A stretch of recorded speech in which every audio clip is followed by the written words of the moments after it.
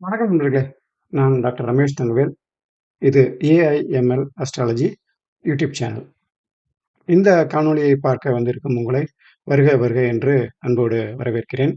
கிட்டத்தட்ட ஒரு 6 மாத இடைவெளிக்கு பிறகு நவீன மனிதகுல வரலாறு என்பதில் இன்றைக்கு 4வது பாகமாக மனிதர்களின் மரபணு குறித்த ஒரு குறும் காணொளி தொடரை நாம் இன்றைக்கு தொடங்க இருக்கிறோம்.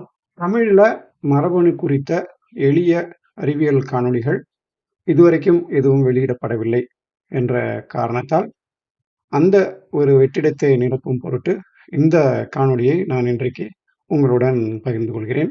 இந்த காணொளி சில பாகங்களாக நீளக்கூடும்.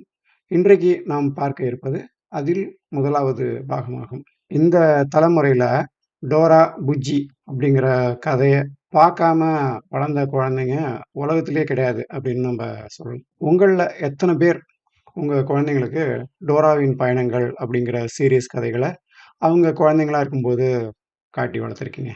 டோரா, புஜ்ஜி, குள்ளநரி, map, backpack, Diego, troll அப்படின்னு இந்த குற்றாலம் சின்ன குழந்தைங்கள என்கேஜாக வச்சிருந்த மாதிரி உலகத்தில் வேற எந்த சீரீஸும் வச்சது இல்லை அப்படின்னு நம்ம சொல்லலாம். இந்த சீரியலில் கூட நீங்கள் பார்த்தீங்கன்னா டோரா கூட குரங்கு, நரி, மாடு மாதிரியான மிருகங்கள்லாம் ரொம்ப சாதாரணமா பேசிட்டு இருக்கிறத பார்க்கலாம். குள்ளநரி திருடக்கூடாது அப்படிங்கிறத சொல்லாத குழந்தைங்க தமிழ்நாட்டிலே இல்லை அப்படின்னு சொல்லலாம். இந்த மாதிரி மிருகங்களை சீரியல்ல மட்டுமே முதல்வரையா பார்த்துட்டு இருக்க குழந்தைங்க அவங்க கொஞ்சம் வளர்ந்ததும் நீங்க முதல் முறையாக ஒரு மிருக காட்சி சாலையில கொண்டு போய் காட்டும் பொழுது அந்த குழந்தைகள் அடைகின்ற ஏமாற்றம் அப்படிங்கிறது ஒரு பெரிய துயரம் நண்பர்களே. மிருகங்கள் அப்படிங்கிறவ வேற மிருகங்கள் கூட பேசாது அல்லது மனுஷங்க கூட பேசாது அப்படிங்கிறத எப்ப குழந்தைங்க முதல் தடவையா புரிஞ்சுக்கிறாங்களோ அன்னைக்கு அவங்க தங்களுடைய குழந்தைமை அப்படிங்கிறத தொலைச்சிடுறாங்க. அந்த மாதிரி ஒரு அனுபவம் என் பிள்ளைங்களை நான் முதலாக மிருக காட்சி சாலைக்கு கூப்பிட்டு போகும்போது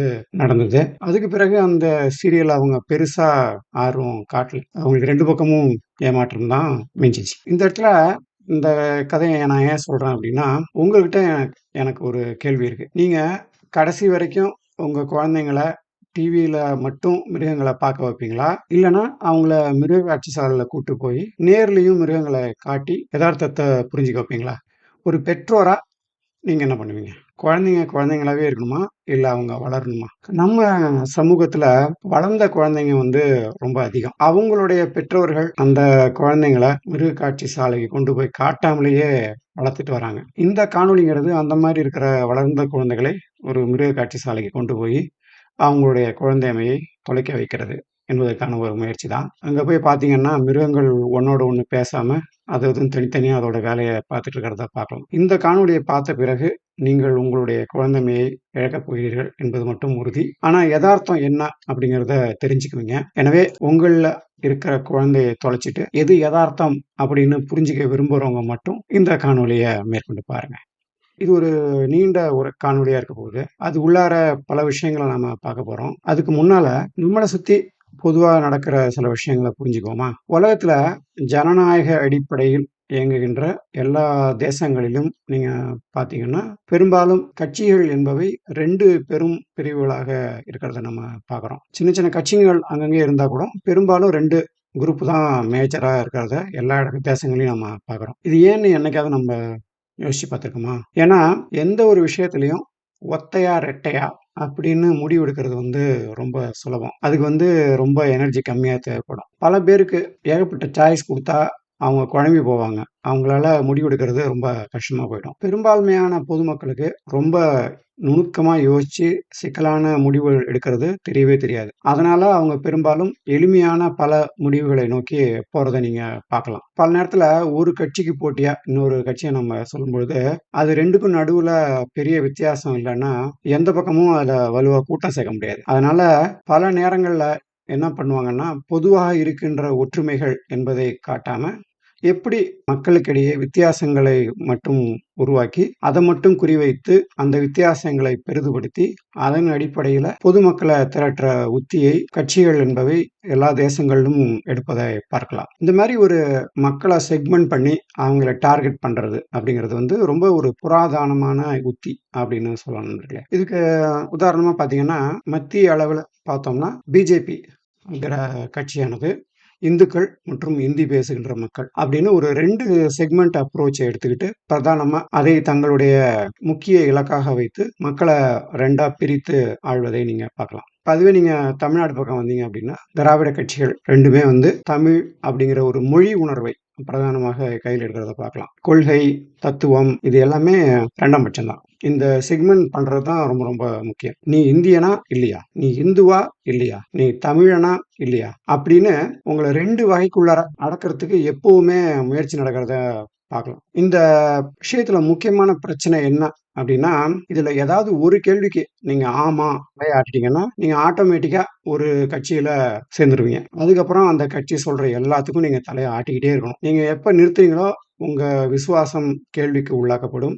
உங்களுக்கு துரோகி பட்டம் கொடுக்கப்படும். கொஞ்சம் கொஞ்சமா உங்கள ஒதுக்கி வச்சுருவாங்க. இதுக்கு பயந்துகிட்டு இன்னைக்கு ஏதாவது ஒரு கட்சிக்கு ஆதரவாக பல அறிவியலாளர்கள் கூட தங்களுடைய நிலைப்பாடுகளை எடுப்பதை நம் ஊர்ல பார்க்குறோம் நண்பர்களே. ஒரு எதிரிக்கு ஒரு கட்சி குடுக்குற தண்டனைய விட, ஒரு துரோகிக்கு குடுக்குற தண்டனை வந்து ரொம்ப அதிகமா இருக்கும். இந்த மாரி சிக்கலான பல விஷயங்கள், வாழ்க்கை எதார்த்தங்கள் காரணமாக இன்னைக்கு சமகாலத்தில் ஒருவர் எந்த ஒரு கட்சி சார்பும் இல்லாமல் நடுவு நிலைமையாக இருப்பது அப்படிங்கிறது சாத்தியமே இல்லாத ஒரு விஷயமாக ஆகியிருக்கு. அப்படி இருக்கிறவங்கள வந்து சமூகம் வந்து இன்னைக்கு எளிமையாக ஒதுக்கி வைத்து விடுகிறது. இன்றைக்கு சொந்தமாக யோசித்து, சொந்தமாக செயல்பட தெரிந்தவராக இருக்கிறது வந்து ஒரு பெரிய சமூக குற்றமாக பார்க்கப்படுகிறது. நீங்க ஏதாவது ஒரு கட்சியில இருந்தால் மட்டும் தான், நீங்கள் சொல்கின்ற எதற்கும் மதிப்பானது இன்று கொடுக்கப்படுகிறது. ஒருத்தர் சுய புத்தியோட அறிவியல் சார்ந்து தர்க்கபூர்வமாக இயங்க வேண்டும் அப்படின்னா, கட்சி கட்டாம இந்த நடுவு நிலைமையை பேணுதல் அப்படிங்கிறது வந்து ரொம்ப அவசியம் நண்பர்களே. இந்த வீடியோ கூட அந்த மாதிரி முடிந்த வரைக்கும் ஒரு நடுவு நிலைமையாக இருந்து, சில விஷயங்களை உங்களோடு பகிர்ந்து கொள்ளக்கூடிய ஒரு முயற்சி தான். நண்பர்களே, நோக்கம் மற்றும் உள்ளடக்கம் என்று 2 விஷயங்கள் இருக்கின்றன. அவற்றுக்கான வித்தியாசத்தை உணர்ந்து கொள்றது வந்து ரொம்ப முக்கியம். இன்னைக்கு நமக்கு கிடைச்சிருக்கின்ற, நமக்கு முன்னோர்கள் நமக்கு கொடுத்துட்டு போயிருக்கிற அறிவு சார்ந்த விஷயங்கள் எதையும், எந்தவித சமகால அறிவியல் பார்வையிலும் கேள்விகள் கேட்டுவிடக்கூடாது அப்படிங்கிற மாதிரியான ஒரு அணுகுமுறை வந்து இந்த சமூகமானது ஏற்படுத்தி வைத்திருக்கிறத பார்க்குறோம். இப்போ உதாரணமாக கடவுள் அப்படிங்கிறத ஒரு கான்செப்ட் இருக்கு இல்லையா? இந்த கருதுகோள் வந்து நம்முடைய வாழ்க்கையில், நம்முடைய சமூக கட்டமைப்பை, நம்முடைய நம்பிக்கைகளை வடிவமைப்பதில் ஒரு மிகப்பெரிய பங்கை ஆற்றுகிறது. ஆனால் இன்னைக்கு நீங்க கடவுள் என்றால் என்ன? அப்படின்னு யாரையாவது கேட்டீங்கன்னா, ஆளாளுக்கு ஒரு வியாக்கியானம் கிடைக்கும், விளக்கம் கிடைக்கும். அப்புறம் இந்த கடவுள் தான் பெரியவர், அந்த கடவுள் தான் பெரியவர் அப்படிங்கிற ஒரு கட்சி கட்டுற ஒரு நிலைமையும் இருக்கிறத நீங்க பார்க்கலாம். கடவுள் என்பது முதலில் ஒரு தத்துவம் அப்படிங்கிற ஒரு நோக்கத்தை தாண்டி, ஒரு சிலை அல்லது வடிவம் என்ற உள்ளடக்கம் இன்றைக்கு கடவுளை பிரதானமாக வரையறை செய்வதை நாம் பார்க்கிறோம். இன்டென்ட் வெர்சஸ் கன்டென்ட் 2க்கும் வித்தியாசம் தெரியாத மக்கள் தான் இன்றைக்கு பெருமளவில் உலகத்தில் இருக்கிறார்கள். முன்பு எப்போதும் இருந்ததை விடவும் வேதங்கள், சனாதனம், திராவிடம் மற்றும் ஆரியம் ஆகிய விஷயங்கள் இன்றைக்கு மிகப்பெரிய விவாத பொருளாக ஆக்கப்பட்டு இருக்கின்றன. அதுக்கு காரணம் என்ன அப்படின்னா, இதை வைத்து மக்களை 2 குழுக்களாக பிரிக்க முடியும் மற்றும் அதை வைத்து அரசியல் லாபம் தேட முடியும் அப்படிங்கிறது. விஷ்ணு என்பவர் வேதங்கள் அழிந்து விடாமல் இருக்க வராக அவதாரம் எடுத்தார் அப்படிங்கிற ஒரு புராண கதை வந்து இங்கே வலுவாக வேரூன்றி இருக்கின்ற காரணத்தால் வேதங்கள் என்பவை பல லட்சம் ஆண்டுகளுக்கு முந்தையதாக நம்பப்படுகின்றன. ராமாயண காலத்திலே புஷ்பக விமானம் இருந்தது அப்படின்னு சொல்றதை இன்றைக்கும் அப்படியே நம்பக்கூடியவர்கள் நம்மிடையே இருக்கிறத நம்ம பார்க்கிறோம். நமது முன்னோர்கள் எல்லாத்தையும் ஏற்கனவே கண்டுபிடிச்சிட்டாங்க. இந்தியாவின் வரலாறு தான் உலகத்திலே ரொம்ப பழமையானது. உலகத்தில் இந்தியவர்களைத் தவிர முற்காலத்தில் எல்லாரும் முட்டாளாவே இருந்திருக்கிறாங்க என்பது போன்ற ஒரு நிலைப்பாட்டை பெரும்பான்மையான சராசரி இந்தியர்கள் கொண்டிருப்பதை நம்ம பார்க்கலாம். புதுசா இங்க கண்டுபிடிக்கிறதுக்கு ஒண்ணுமே இல்லைங்க என்ற ரீதியில் தான் இந்தியாவில் பலரும் தெரிந்து கொண்டிருப்பதையும் நாம் பார்க்கிறோம்.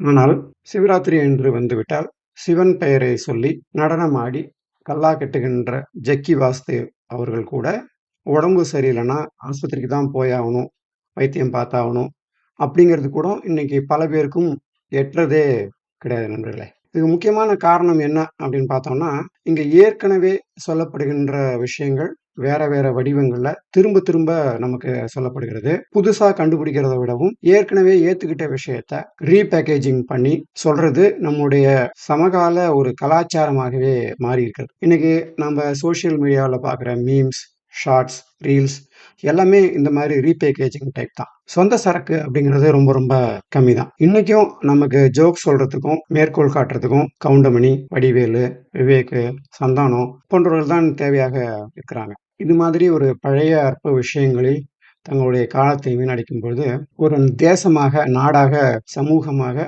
நம்முடைய அறிவியல் அறிவு என்பது மிகவும் பின்தங்கியதாக பிற நாடுகளால் பார்க்கப்படுகிறது. உலகத்திலேயே புரிஞ்சுக்கிறது கஷ்டமான ஒரு தேசமாக இந்தியா பலராலும் சொல்லப்படுகிறது. தவறான அல்லது முக்கியமில்லாத விஷயங்கள் அவற்றுக்கு எல்லாரும் அதிக நேரத்தை செலவிடும் பொழுது உண்மையிலேயே கவனிக்கப்பட வேண்டிய விஷயங்கள் என்பவை பின்னுக்கு தள்ளப்படுறதை நம்ம பார்க்கிறோம். இந்த காணொளி அது போன்ற விஷயங்களிலிருந்து உங்களுக்கு கொஞ்சம் நகர்த்தி உண்மையிலேயே சீரியஸாக ஒரு சமகால அறிவியலை உங்களுக்கு சொல்லிக் கொடுக்கறதுக்காக நான் எடுக்கின்ற ஒரு முயற்சி நண்பர்களே. நாடு, மதம், மொழி, ஜாதி, பாலினம் ஆகியவற்றையெல்லாம் கடந்து இந்த உலகத்தில் இருக்கிற எந்த 2 மனுஷங்களை நீங்க மரபணு ரீதியாக எடுத்து பார்த்தாலும் அந்த 2 பேருக்குள்ள இருக்கின்ற மரபணு வித்தியாசம் என்பது 0.4% என்பதை விட குறைவாக இருக்கிறதை நம்ம பார்க்குறோம். புள்ளியியல் ரீதியாக எடுத்து பார்த்தீங்கன்னா இது ஒரு ஸ்டாட்டிஸ்டிக்கலி சிக்னிஃபிகன்ட் டிஃபரன்ஸ் அப்படின்லாம் சொல்ல முடியாது. இந்த தலைமுறையில் மட்டுமல்ல, நமக்கும் நம்முடைய மூதாதையர் தலைமுறைகளுக்கும் இதே வித்தியாசம்தான் சொல்ல முடியும். உலகம் பூரா இதுவரைக்கும் வரலாறு பார்த்தீங்கன்னா, நாடு, மதம், கலாச்சாரம், கடவுள், மொழி ஆகியவற்றின் அடிப்படையில் தாங்கள் தான் உயர்ந்தவர்கள் என்று நமக்கு சொல்லப்பட்டு, அதன் அடிப்படையில் வரலாறு முழுக்க தொடர்ச்சியாக பல போர்களும், படுகொலைகளும் நிகழ்ந்திருப்பதை நாம் பார்க்கிறோம். ஹிட்லர், நெப்போலியன், சோவியத் யூனியனோட ஸ்டாலின் அப்படின்னு ஆரம்பிச்சு, இன்னைக்கு நாம பார்க்கின்ற Vladimir Putin, Benjamin Netanyahu, Donald Trump ஆகிய எல்லாமே உண்மையிலேயே பரிதாபத்துக்குரிய நபர்கள் தான். இந்த மாதிரி தலைவர்களுடைய ஈகோவுக்காக இன்னும் எத்தனை 1000 மனிதர்கள் தங்களுடைய உயிரை விலையாக கொடுக்க போறாங்கன்னு தெரியல. உண்மையிலேயே இதுவரைக்கும் சிறந்த மதம், மொழி அல்லது இனம் அப்படிங்கிற ஒண்ணு இதுவரைக்கும் இருந்தது கிடையாது. இனிமே வரப்போறதும் கிடையாது. ஒரு வகையில பார்த்தோம்னா, நாம எல்லாருமே ஒரு பெரிய கால ஓட்டத்தில் தப்பி பிழைத்தவர்கள் அப்படின்னு தான் மரபணு ரீதியாக நம்ம சொல்லணும். மனிதர்களுக்கு மட்டுமே இந்த பூமியானது சொந்தம் என்பது போலவும், நாளைக்கே இந்த உலகம் அழியப் போகிறது. அதனால் இங்க இருக்கிற எல்லாவற்றையும் உடனே அனுபவித்து விட்டு போய்விட வேண்டும் அப்படிங்கிற ஒரு மாதிரியில தான் இந்த மனித குலமானது இன்னைக்கு போயிட்டு இருக்கிறத நம்ம பார்க்குறோம். நம்ம தொடர்ச்சியாக இன்னொரு மனித சிற்றினம் என்பது வர்றதுக்கு நம்ம வாய்ப்பே தரல அப்படிங்கிறத நம்ம மறந்துட்டோம் நண்பர்களே. ஒருவேளை இன்றைக்கு இருக்கின்ற மனித குலமானது ஏதாவது ஒரு காரணத்தினால் அழிந்து போகும் என்றால், அத்தோடு இந்த பூமியில் நம்முடைய வாரிசுகள், நம்முடைய சந்ததிகள், நம்முடைய பின்னால் வருகின்ற தொடர்ச்சி என்பது மொத்தமாக அழிந்து போகக்கூடும் என்பதை நாம் உணர மறுக்கிறோம். இந்த பூமியில் இருக்கிற எல்லா உயிர்களும் தொடர்ந்து உடல் ரீதியாக, மரபணு ரீதியாக பெரிய அளவில் பரிணாம வளர்ச்சி என்பதை அடையும் பொழுது கிட்டத்தட்ட ஒரு 40,000 50,000 ஆண்டுகளாக ஒரு சிற்றினமாக நாம் இயற்கையிலிருந்து தப்பித்து ஓடி, இயற்கை நம்மீது எந்தவித மாற்றங்களையும் ஏற்படுத்தி விடாமல் இருப்பதற்காக தப்பித்து ஓடி ஒளிகிறோம் அப்படிங்கிற உண்மை இங்கே எவருக்கும் புலப்படுவதில்லை. இருப்பினும் தன்னை பற்றியும் பிற உயிரினங்களை பற்றியும் அறிந்து கொண்ட ஒரு உயிரினமாக, ஒரு ஸ்பீஷீஸாக இந்த இயற்கைக்கு நாம் கைமாறு செய்ய வேண்டிய விஷயங்கள் என்று சில விஷயங்கள் இருக்கு நண்பர்களே. அவற்றையெல்லாம் பின்னால் இந்த காணொளியில் பார்ப்போம். மேற்கொண்டு இதை தொடரும் பொழுது உங்ககிட்ட 2 கேள்விகளை முன்வைக்கணும் அப்படின்னு நான் நினைக்கிறேன். ஒருவேளை உங்களுடைய தந்தை என்பவர் ஒரு மாநிலத்தை சேர்ந்தவராகவும், உங்களுடைய தாயார் என்பவர் வேறு ஒரு மொழி பேசுகின்ற மாநிலத்திலிருந்தும் வந்திருந்தால், நீங்கள் எந்த மொழியை சிறந்த மொழி அப்படின்னு சொல்லுவீங்க? இதுவே உங்கள் தாய், தந்தை இருவரும் அகதிகளாக வேறு வேறு தேசங்களிலிருந்து வந்து ஒரு 3வது நாட்டில் சந்தித்து உங்களை பெற்றெடுத்திருந்தால், உங்களுடைய தேசம் என்று நீங்கள் எதை சொல்வீர்கள்? 3 தானே சொல்லுவீங்க. அதே மாதிரி தானே ஒவ்வொருத்தருக்கும் தன் நாடு, தன்னுடைய மொழி, தன்னுடைய மதம் அப்படிங்கிறது இருக்கும். இதுல நாங்க தான் சிறந்தவர்கள் அப்படிங்கிற வெட்டி ஜம்பம் எதுக்கு நண்பர்களே? இந்த காணொளி அதுபோல யாரையும் மேலே, கீழே அப்படின்னு வகைப்படுத்தாம, இங்கே இருக்கின்ற மனித குலத்தின் அறிவு என்பது எல்லோருக்கும் பொதுவானது, எல்லோரிடமும் பகிரப்பட வேண்டியது என்ற உயர்ந்த நோக்கத்தோடு, எனக்கு தெரிஞ்ச சில விஷயங்கள சுவாரஸ்யமான அறிவியல் பார்வையில் உங்களோட பகிர்ந்து கொள்கின்ற ஒரு சின்ன முயற்சி நண்பர்களே. நண்பர்களே, இன்னைக்கு என்னுடைய இனம் தான் சிறந்தது, நான் தான் சிறந்தவன் அப்படின்னு சொல்லிக்கிட்டு இருக்கிற எல்லோரும் தாங்கள் தான் இந்த உலகத்தின் பூர்வ குடிகள் அப்படிங்கிறத சொல்லிட்டு இருக்கிறத பார்க்கலாம். தாங்கள் தான் பூர்வ குடிகள் என்று சொல்லிக் கொள்வதால் மட்டும் ஒருவருக்கு இந்த உலகத்தில் எந்தவித பெருமைகளும் வந்துவிடப் போவதில்லை. தாங்கள் பெருமைக்கு உரியவர்கள் அப்படின்னு சொல்லிக்கிற எந்த ஒரு இனமும், நபரும் பொதுவான மனித குலத்தின் அறிவிற்கு, அதனுடைய முன்னேற்றத்திற்கு எந்த அளவுக்கு பங்களித்திருக்கிறார்கள் அப்படிங்கிறது மூலமாக மட்டுமே ஒரு இனத்தின் நாகரிகம் மற்றும் அதனுடைய அறிவின் மேன்மை அப்படிங்கிறத பாராட்ட முடியும். இப்படி பார்த்தோம்னா, இயல்பாகவே நீண்ட கால தொடர்ச்சியை உடைய சமூகங்கள் பல விஷயங்களை முதலில் கண்டுபிடித்து பிறருக்கு பகிர்ந்த சமூகங்களாக இருக்கிறத நம்ம பார்க்குறோம். இந்த உலகத்தில் இருக்கின்ற உயிரினங்கள்லேயே முக்கியமாக மனிதர்கள் மட்டும் சிறு அளவிலான குழுவாகவோ அல்லது பெரிய அளவிலான குழுவாகவோ இணைந்து செயல்படுகின்ற விதத்தில் பிற உயிரினங்களை விட நாம் சற்று மேம்பட்டவர்களாக இருக்கிறத பார்க்கணும். கிட்டத்தட்ட 80 லட்சம் வகையான உயிரினங்கள் இந்த பூமியில் இருக்கின்ற பொழுது, ஒரு சிற்றினமாக நாம் மட்டும் இந்த பூமியை முழுதாக ஆட்சி செய்வதற்கு அந்த ஒரே ஒரு இணைந்து செயல்படுகின்ற குணமானது நமக்கு உதவி இருக்கிறது. இயல்பாகவே புதுசா எதையாவது வித்தியாசமாக கண்டுபிடிப்பது அப்படிங்கிறது பண்டைக்கால மனிதன் உயிர் பிழைப்பதற்கு மிகவும் தேவையாக இருந்திருக்கிறது. இப்பொழுதும் அது தொடர்கிறது. இனிமேலும் அந்த கண்டுபிடிப்பது என்பது தொடர்ந்து நிகழத்தான் போகிறது. ஒரு மனிதனுடைய சந்ததிகள் பிழைப்பதற்கு இந்த தொகுத்த அறிவு என்பது தொடர்ந்து கடத்தப்படுவது ரொம்ப முக்கியம். ஒரு 70,000 ஆண்டுகளுக்கு முன்னால ஆப்பிரிக்காவில் எங்கேயோ ஒரு பகுதியிலிருந்து ஒரு குழுவை சேர்ந்த மனிதன், ஒரு தாய்க்கு பிறந்த மனிதர்கள் கிட்டத்தட்ட உலகம் முழுவதும் பரவி இந்த உலகத்தை ஆள்வதற்கு அந்த பகிர்ந்து கொள்கின்ற அறிவு என்பது ரொம்ப முக்கியமானதாக இருந்திருக்கிறது. காலப்போக்கில் வேற வேற இடங்கள்ல மனுஷங்க சின்ன சின்ன குழுக்களாக தனித்து விடப்பட்ட போதிலும், சந்திக்கும் பொழுது எல்லாம், ஒன்று கூடும் பொழுது எல்லாம் அது மாதிரி உயிர் பிழைத்தவர்கள் எதையாவது பிறருக்கு சொல்லிக் கொடுப்பது என்பதை ஒரு பெரும் கடமையாக நம்முடைய முன்னோர்கள் அனைவருமே செய்து வந்துள்ளனர். ஒருத்தர்கிட்டேருந்து கத்துக்கிறதும், கத்துக்கிட்டத காப்பி அடிக்கிறதும், இது மாதிரி காப்பி அடித்த அறிவை மேம்படுத்துதலும் வரலாறு முழுக்க நம்முடைய மனித குலம் செய்திருப்பதை நாம் பார்க்கிறோம். இன்னைக்கு பார்த்தோம்னா மனுஷங்களுடைய கூட்டம் பெருத்து போனதால காப்பிரைட் அப்படிங்கிற ஒரு விஷயம் ஒருவர் தன்னை பொருளாதார ரீதியாக காப்பாற்றிக் கொள்ளும் உத்தியாக இருந்த போதிலும், கோவிட் மாதிரி ஒரு பெரும் அச்சம் வரும்பொழுது, நம்முடைய மனித குலமே அழிந்து போகும் என்ற நிலை வரும்பொழுது, எல்லா தேசங்களை சேர்ந்த மனிதர்களும் ஒன்றாக இணைந்து வேலை செய்து அதிலிருந்து தப்பி பிழைப்பதற்கு மருந்து கண்டுபிடிக்கிறத நாம பார்த்திருக்கிறோம். அதே மனிதர்கள் தான் அந்த பெருந்தொற்று முடிந்தவுடன் எல்லாவற்றையும் மறந்துவிட்டு மீண்டும் வழக்கம் போல போரில் அழித்துக் கொள்வதையும், தங்களுடைய நம்பிக்கையில் சார்ந்த விஷயங்கள் காரணமாக படுகொலைகள் செய்வதையும் நாம் தொடர்ந்து பார்க்கிறோம். நம்ம எந்த அளவுக்கு விந்தையானவர்கள் நண்பர்களே! எல்லா சமூகங்கள்லையுமே பார்த்தோம்னா, தாங்கள் பலாயிரம் வருடங்களுக்கு முந்தைய ஒரு தொடர்ச்சியை உடையவர்கள் என்று சொல்வது ஒரு பெருமையாக கருதப்படுகிறது. கல் தோன்றி மண் தோன்றா காலத்தே முன் தோன்றிய மூத்த கொடி தமிழ் கொடி அப்படிங்கிறது வந்து தமிழ்நாட்டில் நாம் பரவலாக அவ்வப்போது கேட்கின்ற ஒரு வாசகமாகும். இதுவே நீங்க வடநாட்டில் ஹிந்தி பேசுபவர்களை கேட்டால், அவர்கள் சமஸ்கிருதம் தான் உலகத்தின் மூத்த மொழி, வேதங்கள் அந்த மொழியில் தான் சொல்லப்பட்டிருக்கிறது அப்படின்னு சொல்லுவாங்க. ஆனா வெறுமனே ஒரு வாய்ச்சொல் அப்படிங்கிறது வரலாறு ஆகாது இல்லையா? ஒரு இனமானது எந்த அளவுக்கு பழமையானது அப்படிங்கிறத நிர்ணயிப்பதற்கு பலவிதமான தரவுகள் நமக்கு உதவக்கூடும். அதுல முதன்மையான தரவு என்பது ஆவணங்கள். முக்கியமாக காலத்தை அடையாளம் காட்டி பதிவிடப்பட்ட ஆவணங்கள். மனிதர்களுடைய எழுதப்பட்ட வரலாறு அப்படின்னு பார்த்தோம்னா, ஒரு 2000 வருடங்களுக்கு முன்பு தான் அது தொடங்குகிறது. அதுக்கு முந்தைய காலகட்டம் என்பது முறையாக கால வரையறை என்பது செய்யப்பட முடியாமல், ஆங்காங்கே அவ்வப்பொழுது நிகழ்ந்த நிகழ்வுகளின் எச்சங்களின் மூலமாக அடையாளமானது காணப்படுகிறது. உலகத்துல பல்வேறு இடங்களிலும் தொல்பொருள் ஆராய்ச்சி துறைகள் அகழ்வாராய்ச்சியின் போது அவ்வப்போது கண்டுபிடிக்கின்ற பொருள்களை C14 கார்பன் டேட்டிங் என்று ஒன்றை செய்து அதன் அடிப்படையில் அந்த பொருட்கள் எந்த காலத்தை சேர்ந்தவையாக இருக்க முடியும் என்று கண்டுபிடிப்பது ஒரு பரவலான காலக்கணிதம் செய்கின்ற ஒரு முறையாக இருக்கிறது.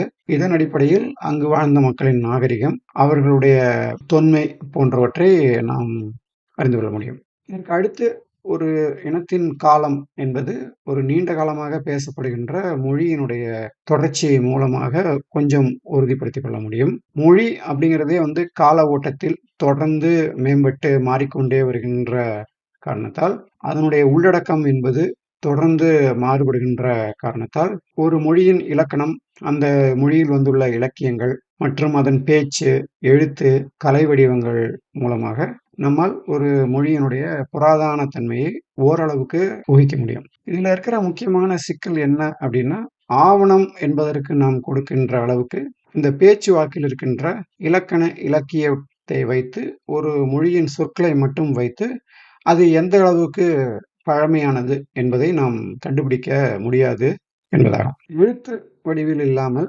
வெறுமனே பேச்சு வடிவில் இருக்கின்ற பல மொழிகள் இதன் காரணமாக குறிப்பாக எந்த காலத்தை சேர்ந்தவை என்று சொல்வது ரொம்ப கஷ்டம். அதுக்கு கூடுதலான பல தரவுகள் நமக்கு தேவைப்படும். அதுக்கு உதாரணம் பேச்சு வழக்கில் மட்டும் உள்ள சமஸ்கிருதம் மற்றும் அந்த மொழியில் பதிவு செய்யப்பட்டுள்ள 4 வேதங்கள். ஒரு குறிப்பிட்ட மொழியில் மட்டும் காணப்படுகின்ற தனித்துவமான விலங்குகள், பறவைகள் மற்றும் பிற அடையாளம் காட்டக்கூடிய விஷயங்கள் மூலமாக ஒரு மொழி என்பது எந்த காலத்தை சேர்ந்தது அப்படின்னு சொல்ல முடியும். உதாரணமாக முதலாக குதிரைகள் மற்றும் குதிரை வண்டி என்பது பற்றிய குறிப்புகள் சமஸ்கிருதத்தில் பதிவு செய்யப்பட்டுள்ள வேதங்களில் தான் சொல்லப்படுகின்றன. அகண்ட இந்திய நிலப்பரப்பு என்பதில் அதற்கு முன்பு குதிரைகளை பற்றிய குறிப்புகள் வேறு எந்த மொழிகளிலுமே காண கிடைக்கவில்லை. அதனால் சமஸ்கிருதம் என்பதும் குதிரை என்பதும் காலத்தால் ஒன்றியவையாக சொல்லப்படுகிறது. ஒட்டகம் எலும்பை தின்னும் என்ற ஒரு குறிப்பானது தமிழில் சங்க இலக்கியம் பதிவு செய்து வைத்திருக்கின்ற காரணத்தால் தமிழினுடைய நீட்சியானது இன்றைக்கு ராஜஸ்தானுக்கும் மேலே இருந்து இருக்கலாம் அப்படிங்கிறத சில ஆராய்ச்சியாளர்கள் முன்வைக்கிறார்கள். இன்றைக்கு தமிழ்நாட்டில் பலரும் பரவலாக நம்ப மறுக்கின்ற, ஆனால் வட இந்தியாவில் பிரதானமாக பயன்பாட்டில் உள்ள மற்றொரு காலக்கணிதம் செய்கின்ற முறை என்பது கிரக நிலைகளின் அடிப்படையில் ஏதாவது முழுமையான குறிப்புகள் கிடைக்கும் பொழுது அதன் அடிப்படையில் அவர்கள் குறிப்பிடுகின்ற காலம் எந்த காலத்தை சேர்ந்தது என்று கண்டுபிடித்து அதன் மூலமாக ஒரு மொழியின் தொன்மை அல்லது ஒரு இனத்தின் தொன்மையை நிலைநிறுத்துவது என்பதாகும் நண்பர்களே.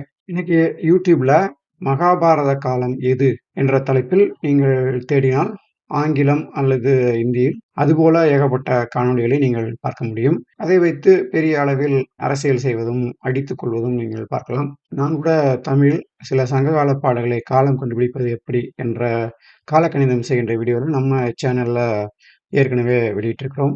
ராமனுடைய காலம் என்ன என்பதையும் நாம் அதில் பார்த்திருக்கிறோம். இதற்கு அடுத்ததான ஒரு அறிவியல் முறை என்பது பூமியில் ஏற்படுகின்ற பல்வேறு புவியியல் மாற்றங்களையும் அகழ்வாராய்ச்சியின் போது கிடைக்கின்ற பொருள்களை ஐசோடோப்புகள் என்பதற்கான பரிசோதனைகளை உட்படுத்துவதன் மூலமாக அந்த குறிப்பிட்ட காலத்தில் இந்த பூமியினுடைய பருவநிலை மற்றும் நிலவரமானது பின்னோக்கி கணக்கிடப்பட முடியும். இந்த மாதிரி ஐசோடோப்புகளின் தரவுகளின் அடிப்படையில் ஒரு விஷயம் எப்போது நடந்திருக்கும் என்பதை ஓரளவுக்கு தோராயமாக சொல்ல முடியும் நண்பர்களே. பல ஆயிரம் ஆண்டுகளுக்கு முன்பு துருவ பகுதிகளில் மனிதர்கள் மற்றும் விலங்குகள் ஆகியவை வாழ்ந்திருந்த காலத்தில் அவை பனிக்கட்டியால் புதையுண்ட பொழுது இந்த பனிக்கட்டியின் ஐசோடோப்புகளை காலக்கணிதம் செய்வதன் மூலமாக அவர்கள் எந்த காலத்தை சேர்ந்தவர்கள் என்பதை கண்டுபிடித்து வெளியிட்டிருக்கிறாங்க.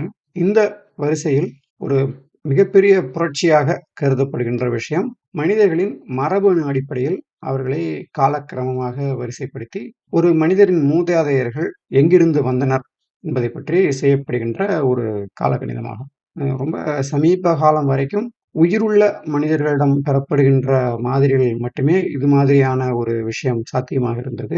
இந்த ஜீனோமிக்ஸ் என்ற துறையில் ஏற்பட்டுள்ள அபரிமிதமான வளர்ச்சியின் காரணமாக இறந்த மனிதர்களின் உடல்களில் இருந்த பாகங்களின் மூலம் பெறப்படுகின்ற செல்லை எடுத்து வைத்துக்கொண்டு மூதாதையர்களின் மரபணு கூறுகளையும் முழுதாக அறிந்து கொள்ள முடியும் என்பது நவீன அறிவியலுடைய மிகப்பெரிய ஒரு சாதனையாக பார்க்கப்படுகிறது. இந்த ஒரு டெக்னாலஜி மூலமாக உலகத்தின் பல்வேறு பகுதிகளில் கிடைக்கின்ற புராதனமான பழைய மனிதர்கள் மற்றும் விலங்குகளுடைய உடல் கூறுகள் மரபணு சோதனைக்கு உட்படுத்தப்பட்டு அவற்றினுடைய முழு மரபணு தொகுப்புமே இன்றைக்கு பொதுவெளியில் யார் நினைத்தாலும் அணுகக்கூடிய வகையில் வெளியிடப்பட்டிருக்கின்றன. 2010 ஒரு 4000 ஆண்டுகளுக்கு முந்தைய எஸ்கிமோ மனிதர் ஒருவரின் முடியிலிருந்து அவருடைய முழு மரபணு தொகுப்புமே முழுதாக மீள் உருவாக்கம் செய்யப்பட்டிருக்கு. அதே வருஷம் நியாண்டர்தால் ஸ்பீஷீஸை சேர்ந்த மனித மரபணு வரைவு வெளியிடப்பட்டு அது நவீன மனிதனோடு கிட்டத்தட்ட 99% மேல் ஒத்து இருப்பது கண்டுபிடிக்கப்பட்டிருக்கிறது. அதற்கு அடுத்து 2012 டெனிசோவன்கள் என்ற மனித சிற்றினத்தின் மரபணுவானது வெளியானது. அதற்கு பிறகு இந்த துறையில் ஏகப்பட்ட புரட்சிகள் அவ்வப்பொழுது நிகழ்ந்து கொண்டே இருக்கின்றன. இந்த மரபணு தரவுகளின் அடிப்படையில் பண்டை காலத்தில் மனிதர்கள் பூமியின் வெவ்வேறு பகுதிகளுக்கு எந்தெந்த காலத்தில் இடப்பெயர்ச்சி செய்திருக்கிறார்கள் என்பதை பற்றி தெரிந்து கொள்ள முடியும்.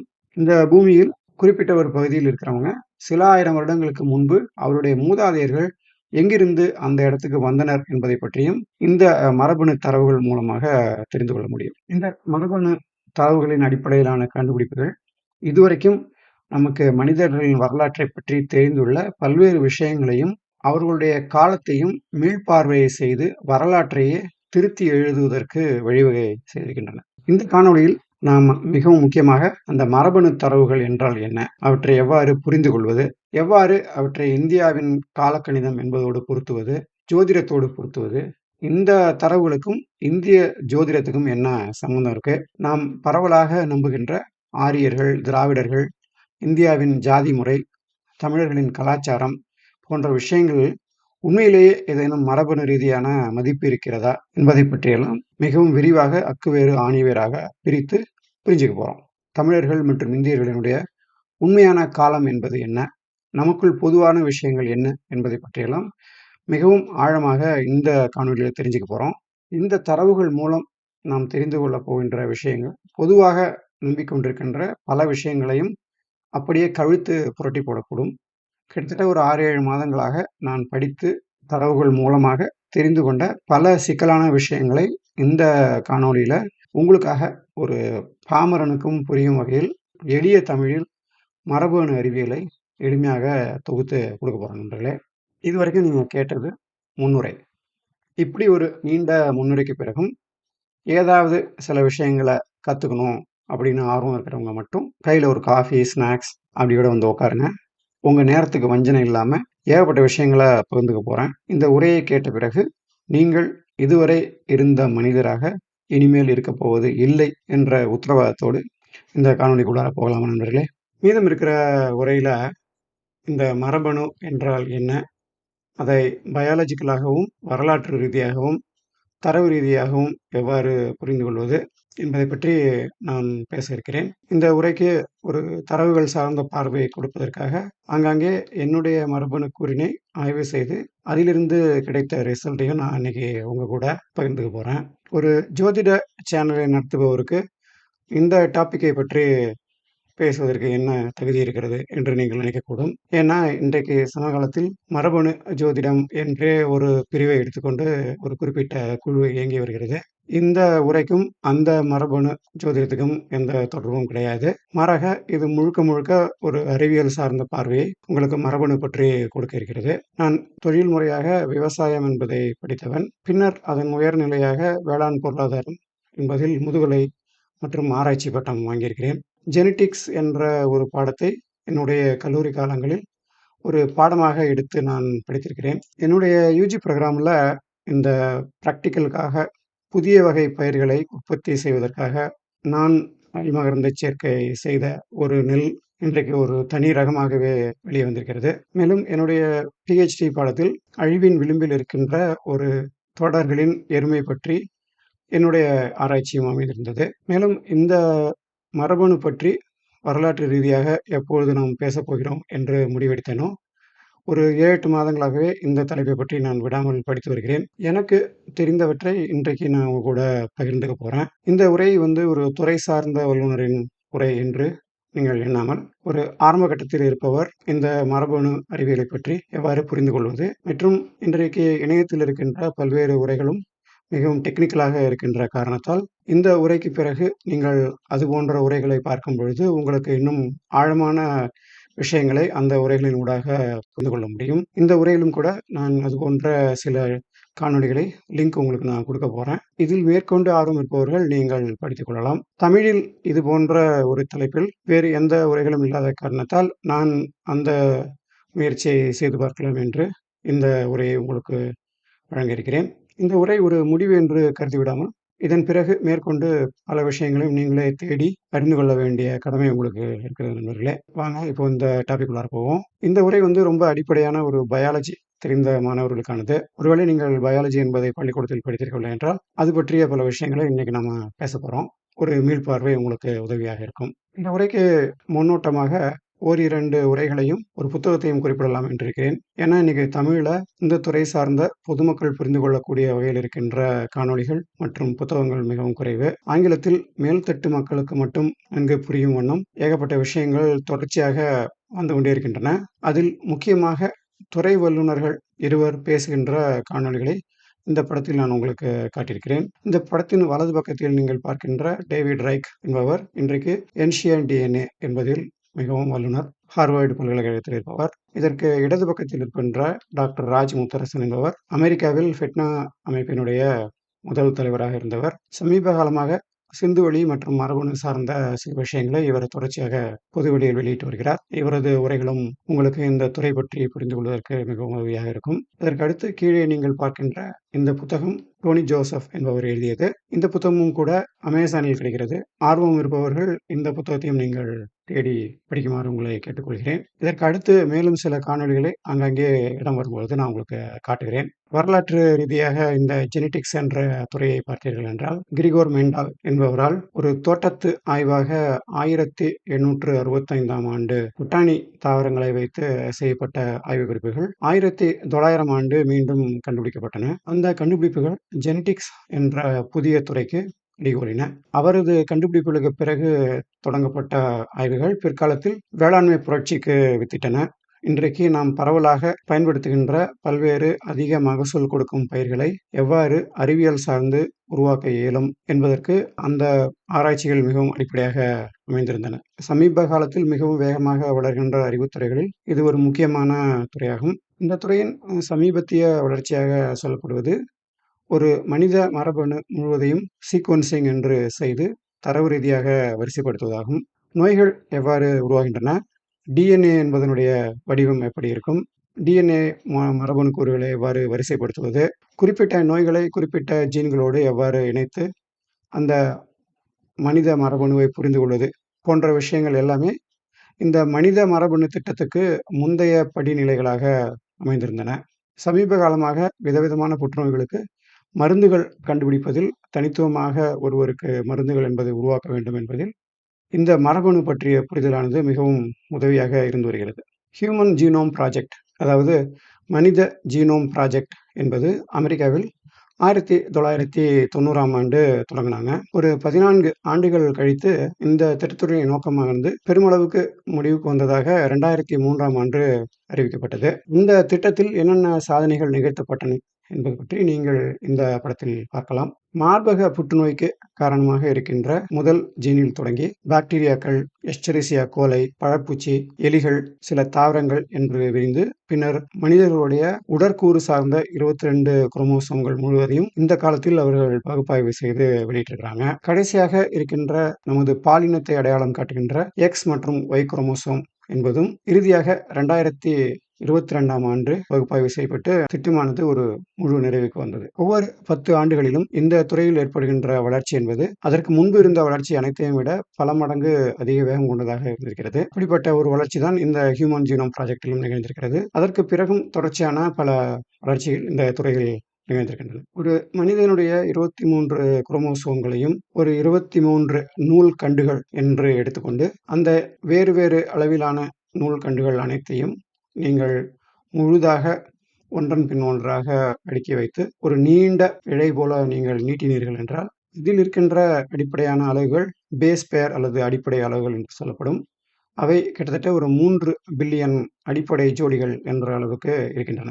இந்த மாதிரி ஒரு 3 பில்லியன் அளவுக்கு நீளுகின்ற மனிதனுடைய ஜீனோம் முழுசையும் வரிசைப்படுத்தி 23 குரோமோசோம்களையும் ஒரு டீலோமியர் கூட விட்டுவிடாமல் பட்டியலிட்டு ஒரு முழுமையான தரவு தொகுப்பு என்பது 2022ஆம் ஆண்டு தான் வெளிவந்தது. கடைசியாக 1 பில்லியன் ஜோடி என்பதை பகுத்து வரிசைப்படுத்துவது வந்து ரொம்ப கடினமாகவே இருந்திருக்கிறது. இந்த திட்டத்தில் ஏகப்பட்ட நபர்கள், அறிவியலாளர்கள் முக்கிய பங்கு ஆற்றியிருக்கிறார்கள். அவர்களுக்கு டைம்ஸ் பத்திரிகையானது தன்னுடைய அட்டைப்படத்தில் அவர்களுடைய படத்தை வெளியிட்டு கௌரவம் அளித்தது.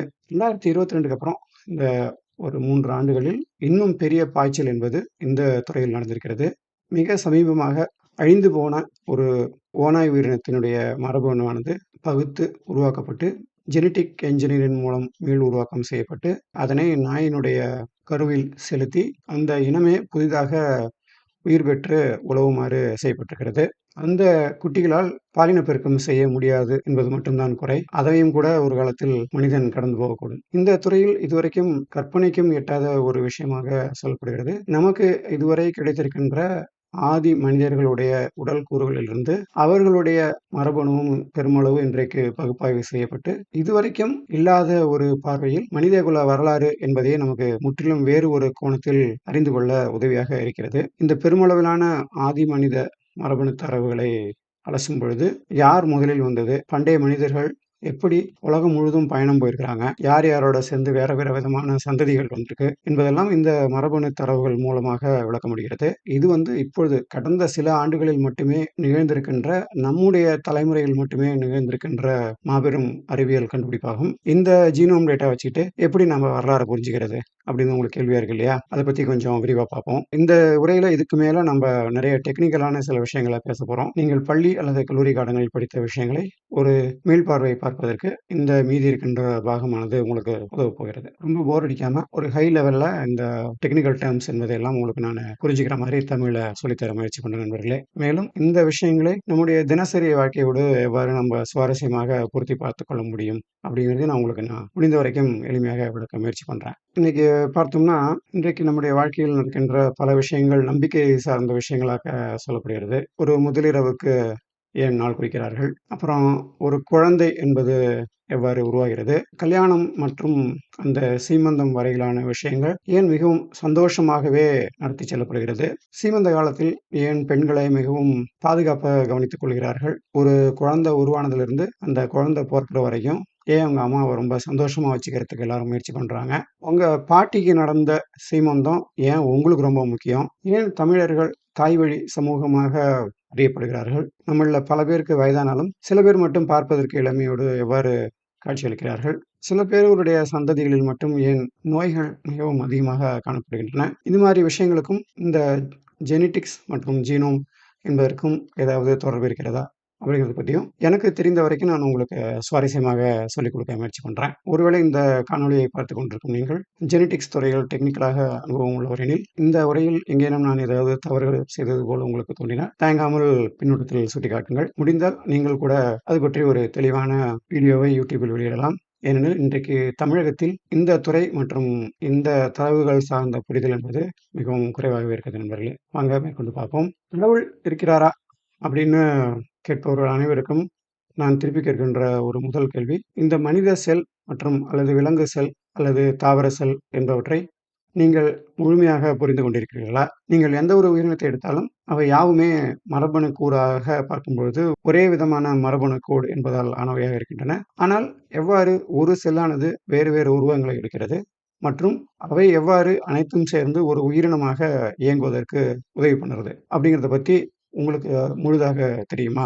மேலும் இந்த மாதிரி உலகத்தில் 85 லட்சத்துக்கும் அதிகமான உயிரின வகைகள் இருக்கும் பொழுது இத்தனை உயிரினங்களும் சேர்ந்து எவ்வாறு இந்த பூமியில் ஒன்றாக இயங்குகின்றன என்பதை பற்றி உங்களால் அறிவியல் பூர்வமாக விளக்க முடியுமா? மனிதனுடைய புரிதல்கள் எல்லாமே அரைகுறையானவை என்பதை இந்த காணொளி தொடரின் முதல் பாகத்தில் நான் சொல்லியிருந்தேன். இது மாதிரி நம்முடைய கற்பனைக்கும் எட்டாத எல்லைக்கு அப்பால் இருப்பது இந்த மனித செல் என்பதை பற்றிய புரிதலாகும். இப்ப நம்ம பார்த்தோம்னா, ஒவ்வொரு செல்லும் உடலில் வேறு வேறு அவதாரங்களை வேறு வேறு செல்களாக எடுக்கிறது. இந்த செல்கள் எல்லாம் தனித்துவமாக இருந்த பொழுதிலும், அவை எல்லாமே ஒரே விதமான மரபணு கோடு என்பதால் ஆகியிருக்கிறது. அந்த செல்கள் எல்லாமே சேர்ந்து ஒன்றாக இயங்குகிறது. தேவைப்பட்டால் வளரவும், பாதுகாக்கவும், அழிக்கவும் செய்கின்றன. முத்தொழில் என்று சொல்லப்படுகின்ற ஆக்கல், அழித்தல், பாதுகாத்தல் என்ற 3ஐயும் ஒரு மனித செல் என்பது மிக நேர்த்தியாக செய்கிறது. இதுபோல நீங்கள் எந்த உயிரினத்தை எடுத்து பார்த்தாலும் இந்த ஆக்கல், பாதுகாத்தல் மற்றும் அழித்தல் என்பது தொடர்ச்சியாக நடந்து கொண்டே இருக்கிறதை நம்ம பார்க்கிறோம். அந்த ரீதியில் பார்க்கும் பொழுது இன்றைக்கு பூமியில் இருக்கின்ற ஒவ்வொரு உயிரினத்தினுடைய மரபணு என்பதுமே கிட்டத்தட்ட ஒரு கடவுள் தான். பல பில்லியன் வருடங்களாக தொடர்ந்து பரிணாம வளர்ச்சி அடைந்து கொண்டிருக்கின்ற அந்த மரபணு கோடு என்பதனுடைய ஒரு புறவயமான தனித்துவமான வெளிப்பாடு என்பதுதான் ஒவ்வொரு உயிரினமாக இன்றைக்கு விளங்குகிறது. இந்த மரபணு கூறு என்பதை பற்றி இப்போ கொஞ்சம் விரிவாக தெரிஞ்சுக்குவோம். நீங்கள் பார்க்கின்ற இந்த படத்தில் ஒரு செல்லுடைய வேறு வேறு பாகங்களை நான் குறித்திருக்கிறேன். ஒரு மனித உயிரின் அடிப்படை அளவாக கருதப்படுகின்ற ஒரு செல் என்பதை அதனுடைய உட்கூறுகளை படமாக உங்களுக்கு நான் காட்டியிருக்கிறேன். மேலும் இந்த செல் சம்பந்தப்பட்ட விஷயத்தில் வலது பக்கத்தில் இருக்கின்ற டெக்னிக்கல் டேர்ம் என்பதையும் சிலவற்றை நான் இங்கே காட்டியிருக்கிறேன். இந்த டெக்னிக்கல் டேர்ம் என்பதை பற்றிய புரிதல் இல்லாமல் இன்றைக்கு மனித மரபணு மற்றும் அதனுடைய காலக்கணிதம் என்பதை பற்றி புரிந்து கொள்ள முடியாது. அதனால் ஒவ்வொன்றாக இந்த டெக்னிக்கல் டேர்ம்ஸ் என்பதை பற்றி ஒவ்வொரு பாகமாக கொஞ்சம் விரிவாக பார்க்க போறோம் நண்பர்களே. பரிணாம வளர்ச்சியில ஒரு மாபெரும் விந்தை என்பது மனிதனுடைய செல்லாகும். இப்போ ஒரு செல் அப்படின்னு எடுத்து பார்த்தோம்னா அது கிட்டத்தட்ட 10 முதல் 30 மைக்ரான் என்ற அளவில் தான் இருக்கிறது. இதை நேரடியாக வெறும் கண்ணால் பார்க்க முடியாது. அதற்கு நமக்கு ஒரு மைக்ரோஸ்கோப் என்பதனுடைய துணையானது தேவைப்படும். 10 முதல் 30 மைக்ரான் என்பதை எப்படி புரிஞ்சுக்கலாம் அப்படின்னா, இப்போ நீங்க மனிதர்களில் கருப்பர்கள் மற்றும் வெள்ளையர்கள் என்ற இனங்களுடைய முடியை எடுத்து பார்த்தோம் அப்படின்றால், கருப்பருடைய முடியானது வெள்ளையருடைய முடியை விட கிட்டத்தட்ட ஒரு 3 மடங்கு தடிமன் உள்ளதாக இருக்கும். இப்போ ஒரு வெள்ளைக்காரனுடைய ஒரு முடியை எடுத்து அதனுடைய நுனியை பார்த்தோம் என்றால், அதனுடைய விட்டம் என்பது குறுக்கு வெட்டாக அதனுடைய விட்டம் என்பது 50 மைக்ரான் என்ற அளவுக்கு தான் இருக்கும். அதுவே நீங்க கருப்பர் பார்த்தீங்கன்னா 180 மைக்ரான் வரைக்கும் இருக்கும். இப்போ அந்த முடியோட அளவை பார்க்கும் பொழுது ஒரு செல்லுடைய அளவு என்பது அதை விடவும் சிறிதாக இருக்கிறத நம்ம பார்க்குறோம். இந்த மாதிரி செல்லானது மிகவும் சிறியதாக இருக்கும் பொழுது ஒரே ஒரு செல் மட்டும் அதற்கு விதிவிலக்காக இருக்கிறது. அது ஒரு பெண்ணினுடைய கருமுட்டை ஆகும். இந்த கருமுட்டை 100 மைக்ரான் என்ற அளவில் இருக்கும். அதை நேரடியாக கண்ணால் பார்க்க முடியும். இப்போ அது கூட ஒப்பிடும் பொழுது ஒரு ஆணினுடைய விந்தணு என்பதை எடுத்து பார்க்கும் பொழுது அதனுடைய அளவு தலை பாகத்தின் குறுக்குவெட்டு என்பது 5 மைக்ரான் என்ற அளவுக்கு தான் இருக்கும். இப்போ நீங்க ஒரு பெண்ணுடைய கருமுட்டை என்பதை ஒரு பேஸ்கெட் பால் சைஸ் அப்படின்னு எடுத்துக்கிட்டீங்கன்னா, அதுக்கு பக்கத்துல நீங்கள் ஆணுடைய விந்தணுவை எடுத்து வைத்து பார்த்தீர்கள் என்றால் ஒரு அரிசியை வைத்தது போன்றதுதான் அந்த விந்தணுவின் சைஸ் ஆனது இருக்கும். அப்ப பாருங்க, இருப்பதிலேயே கருமுட்டை என்பதுதான் பெரிய செல்லாக இருக்கிறது. நீங்கள் இந்த கருமுட்டை ஏன் இவ்வாறு பெரிதாக இருக்கிறது என்று பார்த்தீர்கள் என்றால், ஒரு ஆணும் பெண்ணும் கலவியில் ஈடுபடும் பொழுது இந்த ஆணினுடைய மரபணு என்பது, இந்த விந்தணு என்பது அதனுடைய கடமை என்பது ஒரு ஜெனடிக் கோட் என்பதை ஆணிடமிருந்து பெண்ணுக்கு கடத்துவது என்பதாகவே இருக்கிறது. மற்றபடி உடலுறவின் பொழுது ஆணினுடைய உறுப்பிலிருந்து அந்த விந்தணுவானது வெளியே வரும் பொழுது அந்த நீர்மத்தில் அது நீந்தி சென்று பெண்ணினுடைய உடலில் உள்ளே செலுத்தப்படும் பொழுது அங்கிருந்து நீந்தி சென்று கருமுட்டையை அடையும் வரை அந்த விந்தணுவானது காய்ந்து போய்விடாமல் இருப்பதற்கு அதற்கு தேவையான எல்லா விதமான சத்துக்களையும் பெண்ணினுடைய உடல் பாகமானது கொடுக்கிறது. இறுதியாக கருமுட்டையை சென்று அடையும் சில விந்தணுக்களில் ஒன்று அந்த கருமுட்டையை துளைத்து கொண்டு உள்ளே செல்லும் பொழுது அங்கே முழுமையாக ஒரு கரு உறுதல் என்பது நிகழ்கிறது. அது மாதிரி கரு உருவான உடனே அந்த பெண்ணினுடைய கருமுட்டையானது வாசல்கள் அனைத்தையும் பிற விந்தணுக்களுக்கு அழைத்து விடுகிறது. இது மாதிரி ஒரு ஆணினுடைய உடலிலிருந்து பல மில்லியன் அளவிலான விந்தணுக்கள் உள்ளே சென்று அவற்றில் ஒன்று கருவாக மாறி ஒரு உயிராக இந்த பூமியில் அவதரிக்கிறது. இந்த ப்ராசஸ் முழுசையும் நாம் உற்று கவனித்தோம் என்றால் ஒரு பெண்ணினுடைய கருமுட்டையானது அதிகபட்ச சத்துக்களை கொண்டதாக, வரப்போகின்ற உயிரை வைத்து பாதுகாக்கின்ற திறன் கொண்டதாக மற்றும் புதிதாக உருவாகப் போகின்ற உயிரினுடைய உடலை தீர்மானிப்பதாக இந்த பெண்ணினுடைய கருமுட்டை என்பது இருக்கிறது. நீங்கள் ஆண், பெண் என்று எந்த குழந்தையை எடுத்து பார்த்தாலும் நம்முடைய உடல் அனைத்தும் நம் தாய் தந்த கொடையாகும். மாறாக ஆணினுடைய விந்தணு என்பதை பார்க்கும் பொழுது அதனுடைய செயல் என்பது மரபணு கூறு என்பதை பெண்ணுக்கு கடத்துவது என்பதாகவே இருக்கிறது. இதனால்தான் ஒரு ஆணினுடைய விந்தணு என்பது அளவில் குறைவானதாகவும் பெண்ணினுடைய கருமுட்டை என்பது அளவில் பெரியதாகவும் இருப்பதை நாம் பார்க்கிறோம். இந்த கடவுள் அல்லது இயற்கை என்ற ஒரு விஷயம் இந்த மாதிரி நுணுக்கமாக எவ்வளவு கவனமாக இந்த உயிர் உருவாவதை கட்டுப்படுத்துகிறது அப்படிங்கிறது ரொம்ப ஆச்சரியம் தானே நண்பர்களே. இவ்வாறு 2 செல்கள் சேர்ந்து ஒன்றாக ஒரு உயிராக உருவாகும் பொழுது அதற்கு பிறகு அதிலிருந்து ஒரு குழந்தையாக வெளியே வரும் வரை தொடர்ச்சியாக இந்த இணைந்த செல்கள் என்பவை வெளியெடுக்கப்பட்டு கொண்டே வருகின்றன. மனித உடல் என்பதை எடுத்துக்கொண்டோம் என்றால் அதில் கிட்டத்தட்ட 37 ட்ரில்லியன், அதாவது 37 போட்டு அதுக்கு பக்கத்துல ஒரு 11 சைபர் போட்டீங்கன்னா எத்தனை எண் வருகிறதோ அத்தனை அளவிலான செல்கள் மனித உடம்பில் இருக்கின்றன. ரொம்ப இன்ட்ரெஸ்டிங்கா இந்த செல்கள் அனைத்தும் ஒரே விதமான மரபணு கூறினால் உருவாகின்றன. ஒரு பெண் கர்ப்பம் தரித்தவுடன் இந்த செல்கள் என்பவை தொடர்ந்து பகுப்பு அடைந்து ஒரு குழந்தையினுடைய வெவ்வேறு உடல் பாகங்களாக அவை மாறுகின்றன மற்றும் அந்த பாகங்கள் அனைத்தும் ஒன்றோடு ஒன்று ஒத்திசைவாக செயல்படவும் செய்கின்றன. வெளியே வந்த பிறகு ஒருவர் வாழ்நாள் முழுவதும் இந்த ஆலை என்பது தொடர்ந்து விடாமல் உற்பத்தி செய்து கொண்டே இருக்கிறது. இப்போ உதாரணமா பார்த்தீங்கன்னா ஒவ்வொருத்தர் உடம்புலையும் ஒவ்வொரு வினாடியும் கிட்டத்தட்ட 2 மில்லியன் இரத்த சிவப்பு அணுக்கள் என்பவை உருவாகி இருக்கின்றன. இதுவே நம்ம உடம்பில் இருக்கின்ற வேற வேற செல்கள் அப்படின்னு பார்த்தோம்னா தோலினுடைய செல்கள் என்பவை 2 முதல் 3 வாரங்கள் ஆயுள் கொண்டதாக இருக்கிறது. இரத்த சிவப்பணுக்கள் என்பதை எடுத்துக்கொண்டோம் என்றால் அவற்றினுடைய ஆயுள் என்பது 120 நாட்களாக இருக்கிறது. ஈரலுடைய செல்கள் 300 முதல் 500 நாட்கள் வாழ்வையாக இருக்கின்றன. நம் மனித உடம்புல பார்க்கிற அனைத்து செல்களிலும் மிகவும் வித்தியாசமான செல் அப்படின்னு எடுத்துக்கிட்டோம்னா அது மனித மூளையில் இருக்கின்ற நியூரான்கள் என்பவையாகும். பொதுவாக செயல்படுகின்ற நியூரான்கள் என்பவை ஒவ்வொருடைய மூளையிலும் குறைவாகவே இருக்கின்றன. ஒருவேளை ஏதேனும் பாதிப்பு ஏற்பட்டால் சில நியூரான்கள் செயலிழந்து போனால் பின்னால் அந்த நியூரான்களை உற்பத்தி செய்ய முடியாது என்ற காரணத்தால் இயற்கையானது இயல்பாகவே நம்முடைய அனைவருடைய தேவைக்கும் அதிகமாகவே பல மடங்கு நியூரான்களை நம்முடைய மூளையில் உற்பத்தி செய்து வைத்திருக்கிறது. நாம தான் அது அனைத்தையும் பயன்படுத்துறது கிடையாது. ஏகப்பட்ட ஸ்லீப்பிங் நியூரான்ஸ் என்பது நம்முடைய மூளையில் இருப்பதை நாம் பார்க்கிறோம். இப்போ சாதாரணமா பார்த்தோம் அப்படின்னா ஒரு செல் அப்படிங்கிறது அதை போன்று இன்னொரு செல்லாக காப்பி ஆவதற்கு 1 முதல் 2 மணி நேரம் ஆகுது நண்பர்களே. இந்த மாதிரி மனித செல் என்பது தொடர்ந்து காப்பி எடுக்கப்படுவது 2 விஷயங்களுக்கு ரொம்ப முக்கியமானதாக இருக்கிறது. முதலாவதாக இனப்பெருக்கம், அதாவது ஒரு ஆணுடைய உடலிலிருந்து வருகின்ற விந்தணுவும் பெண்ணினுடைய உடலிலிருந்து வருகின்ற கருமுட்டையும் பாதி அளவு தகவலை மரபணு தகவலை கொண்டு வந்து அவை இரண்டும் சேர்ந்து ஒரு முழு உயிரை உருவாக்கின்றன.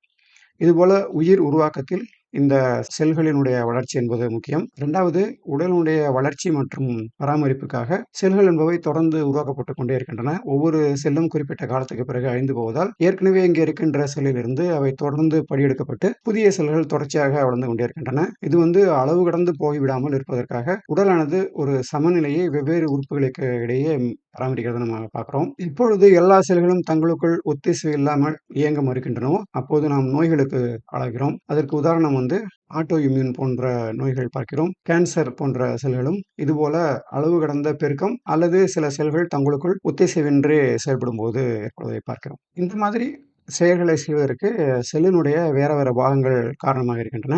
முக்கியமாக இந்த செல்லுடைய கட்டமைப்பு என்பதை நிர்ணயிப்பதில் சைட்டோபிளாசம் என்ற பாகமானது முக்கிய பங்கு வகிக்கிறது. ஒரு செல் என்பது ஒரு வீடு என்று எடுத்துக்கொண்டால் அந்த வீட்டினுடைய எல்லையாக எந்த இடத்தில் எது இருக்க வேண்டும் என்பது இந்த சைட்டோபிளாஸ்டின் வேலையாக இருக்கிறது. இது ஒரு ஜெல்லி போன்ற ஒரு திரவமாகும். இந்த திரவத்தில் பல்வேறு செல்லுடைய பாகங்கள் மிதந்திருக்கின்றன மற்றும் தங்களுக்குள் தொடர்பு கொண்டிருக்கின்றன. குளுக்கோஸ் என்பது சக்தியாக மாற்றப்படுவது இந்த சைட்டோபிளாஸ்ட் தான் நடக்குது. எந்தெந்த பொருளை சேமித்து வைப்பது, ஒரு செல்லோட உள்கட்டமைப்பை பராமரிப்பது அப்படிங்கிறதெல்லாம் இந்த சைட்டோபிளாசம் தான் காரணமாக இருக்கிறது. இந்த மரபணு சார்ந்த தரவுகளில் முக்கியமாக 2 கூறுகள் பார்க்கப்படுகின்றன. ஒன்று அந்த நியூக்ளியஸ் என்பதில் இருக்கின்ற டிஎன்ஏ என்பதை பற்றி பார்க்க போகிறோம். அடுத்து இதில் கூடுதலாக பார்க்க வேண்டியது மைட்டோகாண்ட்ரியா என்பதாகும். மைட்டோகாண்ட்ரியா என்பது ஒரு செல்லோட பவர் ஹவுஸ் அப்படின்னு சொல்றோம். இந்த மைட்டோகாண்ட்ரியா என்பது தனியாக அதற்கென்றே ஒரு டிஎன்ஏ இருக்கிறது. இந்த டிஎன்ஏ என்பது எந்த தாயிலிருந்து எந்த குழந்தை வந்தது என்பதை பற்றி அறிவதற்கு முக்கியமாக உதவுகிறது. இதுவே நீங்கள் நியூக்ளியஸ் என்று எடுத்துக்கொண்டோம் என்றால் நியூக்ளியஸில் இருக்கின்ற குரோமோசோம்கள் என்பவை மரபணு தகவலை பொதித்து வைத்திருக்கின்றன. அதில் முக்கியமாக Y குரோமோசோம் என்பது ஒரு குழந்தையினுடைய தந்தை எந்த வழியிலிருந்து வந்தவர் என்பதை அறிய உதவுகிறது. அடுத்து நீங்கள் நியூக்ளியஸ் என்று பார்த்தீங்கன்னா, அதுதான் ஒரு செல்லினுடைய பிரெயின் போல செயல்படுகிறது. கட்டுப்பாட்டு மையமாக திகழ்கிறது மற்றும் அது படியெடுக்கப்பட வேண்டிய டிஎன்ஏ என்பதை கொண்டிருக்கிறது. இந்த செல்லில் இருக்கின்ற பிற பாகங்கள் வேறு வேறு வேலைகளை செய்கின்றன. முக்கியமாக இந்த லைசோசோம் என்பது ஒரு செல்லில் இருக்கின்ற கழிவுகளை உடைத்து அகற்றுகிறது. இந்த ரிபோசோம்கள் என்பவை புரத உற்பத்தியில் பங்கு வகிக்கிறது. இந்த மாதிரி ஒரு செல் என்பது தொடர்ச்சியாக பல்வேறு செயல்பாடுகளை மேற்கொண்டு உடம்பு வளர்றது, பராமரிக்கிறது மற்றும் பழுது பார்ப்பது போன்ற செயல்களில் ஈடுபடுகிறது. இந்த டெக்னிக்கல் டேர்ம்ஸை கூடுதலாக புரிந்து கொள்வதற்கு முன்பாக ஒரு சின்ன வீடியோ ஒன்று காட்டுறேன். அந்த வீடியோவை பாருங்க. பார்த்துட்டு பிறகு இந்த தகவலை பற்றி கூடுதலாக தெரிந்து கொள்வோம்.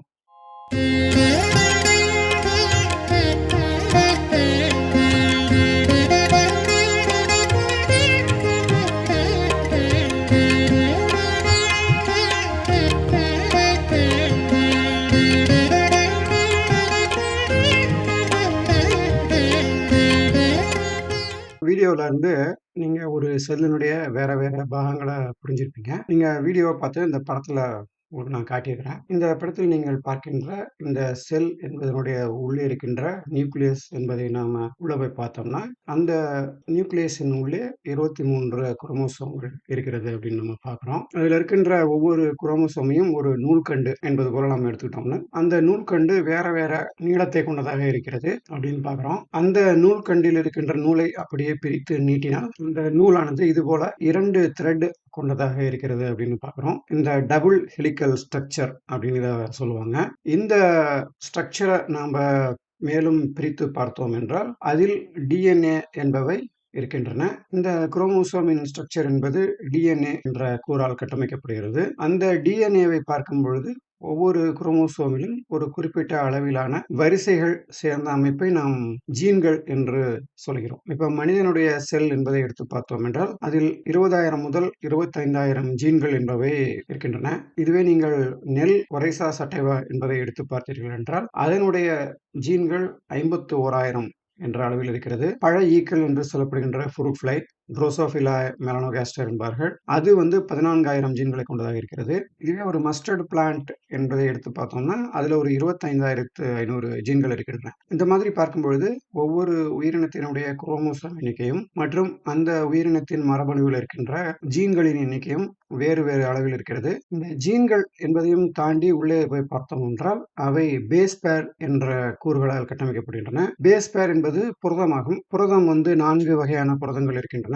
அடினைன், தையமைன், சைட்டோசைன் மற்றும் குவானைன் என்று சொல்லுவாங்க. இந்த வலது பக்கத்து படத்தில் நீங்கள் பார்ப்பது ஒரு அடினைன் மற்றும் தையமின், இவை இரண்டும் ஒன்றோடு ஒன்று எப்போதும் சேர்ந்து இருக்கும். ஒரு பக்கம் டீனா ஒரு பக்கம் ஏ, அந்த மாதிரி தான் அந்த ஸ்ட்ரக்சர் உங்களுக்கு போகும். சைட்டோசைனும் குவானைனும் எப்போதும் ஜோடிகளாக இருக்கும். இதுல அடினைன் மற்றும் தையமின் என்ற இரண்டும் இரட்டை பாண்ட் என்று சொல்வார்கள். 2 ஹைட்ரஜன் அணுக்களால் பிணைக்கப்படுகின்றன. அதுவே நீங்க சைட்டோசைன் மற்றும் குவானைன் எடுத்து பார்த்தீங்கன்னா, அவை 3 ஹைட்ரஜன் அணுக்களால் ஒன்றோடு ஒன்று பிணைக்கப்படுகின்றன. இந்த ஸ்ட்ரக்சர்ல ஒரு பாஸ்பரஸ் மற்றும் ஒரு அடிப்படை புரதம் என்ற கொண்ட அமைப்பு நியூக்ளியோடைடு என்று சொல்றாங்க. இந்த நியூக்ளியோடைடுகள் என்பவை வரிசையாக ஒவ்வொரு ஜீனிலும் இருக்கின்றன. மரபணு கூறு என்பதை நாம் எடுத்து பார்த்தோம் என்றால், அந்த டபுள் ஹெலிக்கல் ஸ்ட்ரக்சர் என்பதில் அந்த ஹெலிக்கல் ஸ்ட்ரக்சரினுடைய பேக் போனாக சுகர் பாஸ்பேட் பேக் போன் என்பது இருக்கிறது.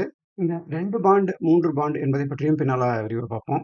மனித குரோமோசோம் என்று எடுத்துக்கொண்டால், அது டிஎன்ஏ மற்றும் புரதங்களால் ஆனது அப்படின்னு நம்ம பார்க்கிறோம். இது ஒரு நீண்ட நூல் போன்ற அமைப்பு போல இருக்கிறது. இந்த அமைப்பு மரபணு தகவல்களை கொண்டிருக்கிறது. மனிதர்கள் மற்றும் பெரும்பான்மையான உயிரினங்கள இந்த குரோமோசோம்கள் செல்களுடைய நியூக்ளியஸில் இருக்கின்றன. ஒவ்வொரு குரோமோசோமும் பல மரபணுக்களை கொண்டதாக இருக்கிறது. இது போன்ற வெவ்வேறு பாகங்களில் இருக்கின்ற புரதங்களை குறிக்கின்ற டிஎன்ஏ ஆனது ஒரு உயிரினுடைய பல்வேறு பண்புகள் மற்றும் செயல்பாடுகளை தீர்மானிக்கிறது. இந்த டிஎன்ஏ கூறுகள் தான் ஒரு உயிரினுடைய செயல்பாடு மற்றும் வெளிப்பாடு எவ்வாறு இருக்கிறது என்பதை கட்டுப்படுத்துகிறது. இந்த ஜீன்கள் தான் மரபியல் தகவல்களை அடுத்த சந்ததிக்கு அப்படியே கடத்துகின்றன. ஒரு உயிரினத்தோட உடம்பு மற்றும் உயிர் வேதியியல் குணாதிசயங்கள் என்பவற்றை நிர்ணயிப்பதாக இந்த ஜீன்கள் தான் விளங்குகின்றன. எளிமையாக இந்த ஜீனை எப்படி புரிஞ்சுக்கணும்னா, நம்ம உடலினுடைய கட்டமைப்பு மற்றும் செயல்பாடு எவ்வாறு இருக்க வேண்டும் என்பதற்கு ஒரு மேனுவல் போல இந்த ஜீன்கள் தான் விளங்குகின்றன. இப்ப மனுஷ உடம்புல 23 ஜோடி குரோமோசோம் அப்படின்னு பார்க்குறோம். இதுல 22 ஆட்டோசோம் என்று சொல்லுவாங்க. ஒரு ஜோடி வந்து செக்ஸ் குரோமோசோம் என்பதாக இருக்கும். ஒவ்வொரு குரோமோசோமிலும் ஆயிரக்கணக்கான மரபணுக்கள் என்பவை இருக்கின்றன. அந்த மரபணுக்கள் தான் ஒரு உயிரினத்தினுடைய ஒரு குறிப்பிட்ட உடலின் பாகம் மற்றும் செயல்பாடு ஆகியவற்றை தீர்மானிக்குது.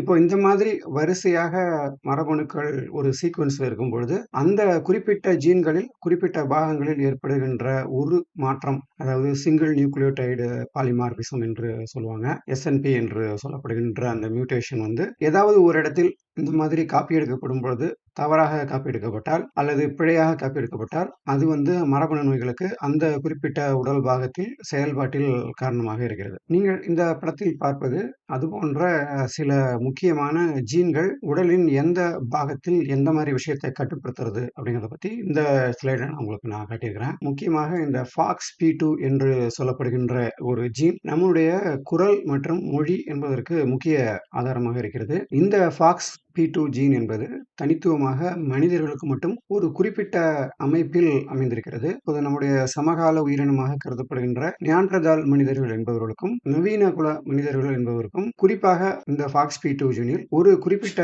பகுதியில் மட்டும் மீத்தேலேஷன் என்று சொல்வார்கள். அது பேச்சு மற்றும் தொண்டையில் இருக்கின்ற அந்த குரல் வளைக்கு ஆதரவாக இருப்பதாக சொல்லப்படுகிறது. இந்த FOXP2 ஜீன் வந்து பாத்தீங்கன்னா 7வது குரோமோசோமில் ஒரு குறிப்பிட்ட செக்மெண்டாக இது அடையாளம் காணப்படுகிறது. இந்த குறிப்பிட்ட ஜீனானது மூளை வளர்ச்சி, இதயம், நுரையீரல் ஆகியவற்றில் முக்கிய பங்கை வகிக்கிறது. பேச்சு, மொழி வளமை, ஆண், பெண் குரல் வேற்றுமை ஆகியவற்றுக்கெல்லாம் இந்த FOXP2 ஜீன் தான் முக்கிய பங்கை வகிக்கிறது. இதுபோல இன்னொரு 5 முக்கியமான ஜீன்களை இங்க நான் காட்டியிருக்கிறேன். இந்த 2வதாக பார்க்கின்ற NKX2 5 என்பது இதயம் உருவாதல் மற்றும் செயல்படுத்துதலை கட்டுப்படுத்துது. கடைசியாக நீங்கள் பார்க்கின்ற இந்த DDX53 என்பது தாயினுடைய X குரோமோசோமில் இருந்து வருகிறது. இது எதை கட்டுப்படுத்துதுன்னா, முக்கியமாக ஆண்களுக்கு மட்டுமே ஏற்படுகின்ற ஆட்டிசம் குறைபாடு என்பது தாயின் வழியாக கடத்தப்படுவது. மதியிறுக்கம் என்று சொல்லப்படுகின்ற இந்த ஆட்டிசம் நோய் ஒருவேளை ஒரு பெண்ணினுடைய மரபணு ரீதியாக கடத்தப்படுவதாக எடுத்துக்கொண்டால், இந்த பெண்ணானவர் ஆண் குழந்தைகளை பெறும்போது மட்டும் இது வலுவானதாக வெளிப்படுகிறது. இந்த மாதிரி ஒரு பெண்ணுக்கு இந்த குறைபாடு கண்டுபிடிக்கப்பட்டால், அவர் ஆண் குழந்தைகளை பெற்றுக்கொள்ளாமல் இருப்பதே நல்லது. அதுபோல ஒருவருடைய கண்கள் என்பவற்றை இந்த PAX6 என்ற 11வது குரோமோசோமில் இருக்கின்ற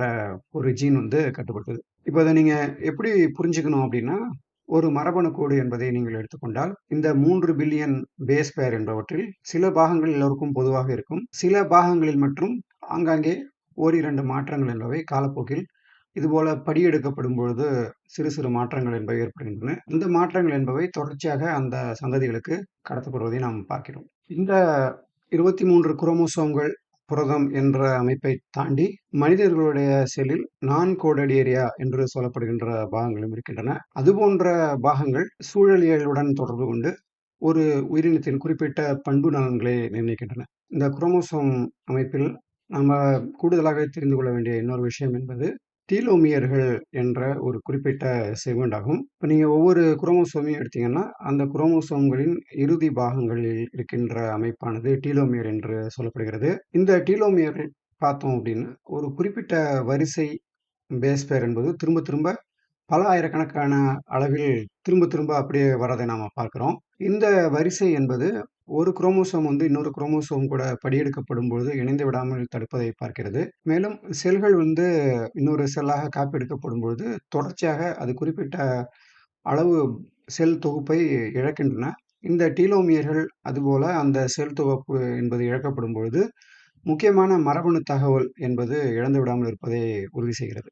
இதுபோல செல்கள் என்பது தொடர்ச்சியாக நமக்கு காப்பி ஆயிட்டே இருக்கும் பொழுது, நம்முடைய முதுமை மற்றும் மரணம் ஆகிய காலங்கள்லாம் வரும்பொழுது பார்த்தோம் என்றால், இந்த டீலோமியர் இழப்பு என்பது மிக அதிக அளவில் இருக்கும். அந்த இழப்பு அதுக்கு மேல் இழப்பதற்கு ஒன்றுமில்லை என்று ஆகும்பொழுது, முதுமை அல்லது மரணமானது சம்பவிக்கிறது. சமீப காலமாக குழந்தை பெற்றுக் கொள்ளும் பொழுது, அந்த குழந்தைகளுடைய ஸ்டெம் செல் மட்டும் எடுத்து வைக்கணும் அப்படிங்கிற மாரி சில டாக்டர்கள் உங்களுக்கு அட்வைஸ் பண்றத நீங்க பார்க்கலாம். ஏன் இந்த ஸ்டெம் செல் மட்டும் வைக்கிறாங்க அப்படின்னா, உடலில் இருக்கின்ற ஒரு சில செல்கள் மட்டும் இந்த டீலோமியர் என்பது இழந்து விடாமல் இருப்பதற்காக டீலோமெர் டீலோமெரேஸ் என்ற ஒரு என்சைம் இருக்கிறதை பார்க்கிறோம். இந்த ஜெர்ம் செல், ஸ்டெம் செல் மற்றும் சில புற்றுநோய் செல்களில் இந்த டீலோமெரேஸ் என்பது செயல்படுகிறது. இந்த டீலோமெரேஸ் என்ன பண்ணும் அப்படின்னா, ஒரு குறிப்பிட்ட செல்லானது தன்னுடைய மரபணு கூறு என்பதை முழுதும் இழந்து விடாமல் அப்படியே தொடர்ச்சியாக அதை பராமரித்துக் கொண்டே வருவதற்கு உதவியாக இருக்கிறது. இப்ப இந்த ஸ்டெம் செல் என்பதெல்லாம் எடுத்து வைக்கும் பொழுது அந்த செல்கள் என்பவை முதலாக உருவாகின்ற ஒரு செல்லாக இருக்கின்ற காரணத்தால் அது படியெடுக்கப்படும் பொழுது இந்த டீலோமியர் இழப்பு என்பது குறைவாக இருக்கும். அதன் மூலம் உங்களுக்கு வேண்டுகின்ற உடல் பாகத்தை நீங்கள் வளர்த்து எடுத்துக்கொள்ள முடியும். அந்த காரணத்தால தான் உங்களுக்கு அந்த ஸ்டெம் செல் என்பதை எடுத்து வைக்க சொல்லுவாங்க. ஒரு இன்ட்ரெஸ்டிங்கான விஷயம், சில கேன்சர் செல்களிலும் இந்த டீலோமெரேஸ் என்பது செயல்படுவதால் கேன்சர் வளர ஆரம்பித்தால் அது பாட்டு வளர்ந்துகிட்டே போறதை நம்ம பார்க்கிறோம் சில செல்களில். இப்ப இந்த உலகத்தில் யாராவது ஒருத்தர் நீண்ட நாள் இளமையாக இருக்க வேண்டும் அல்லது சாகாத வர வேண்டும் என்று நினைப்பாரேயானால் அவருக்கு இந்த டீலோமெரேஸ் என்சைம் என்பது தொடர்ச்சியாக செயல்படுவது ரொம்ப முக்கியம். அதாவது அவருடைய கோடு என்பது படியெடுக்கப்படும் பொழுது அவருடைய செல்கள் இந்த காப்பி எடுக்கின்ற ப்ராசஸில் டீலோமியர் என்பது உடைந்து விடாமல் தொடர்ச்சியாக எடுக்கப்படும் பொழுது அவர் நீண்ட காலம் இளமையாக இருப்பவராக காணப்படுவார். இது உடலின் ஒரு பாகத்தில் ஏற்படாமல் உடலினுடைய அனைத்து செல்களிலும் இது போல நிகழும் பொழுது ஒரு மனிதனானவர் நீண்ட காலம் வாழ்வது சாத்தியமாகிறது. இந்த ஒரு காரணத்தால் தான் இன்றைக்கு முழுக்க இயற்கையை சார்ந்து வாழ்கின்ற பல நபர்கள் அதிகம் கெமிக்கல் எக்ஸ்போஷர் என்பவெல்லாம் இல்லாமல் இருப்பவர்கள் ஒரு நீண்ட காலம் வாழ்வதை நாம் பார்க்கிறோம். ஒரு வீடியோவில் ஒரு ஃபீட்பேக் போட்டிருந்தாங்க.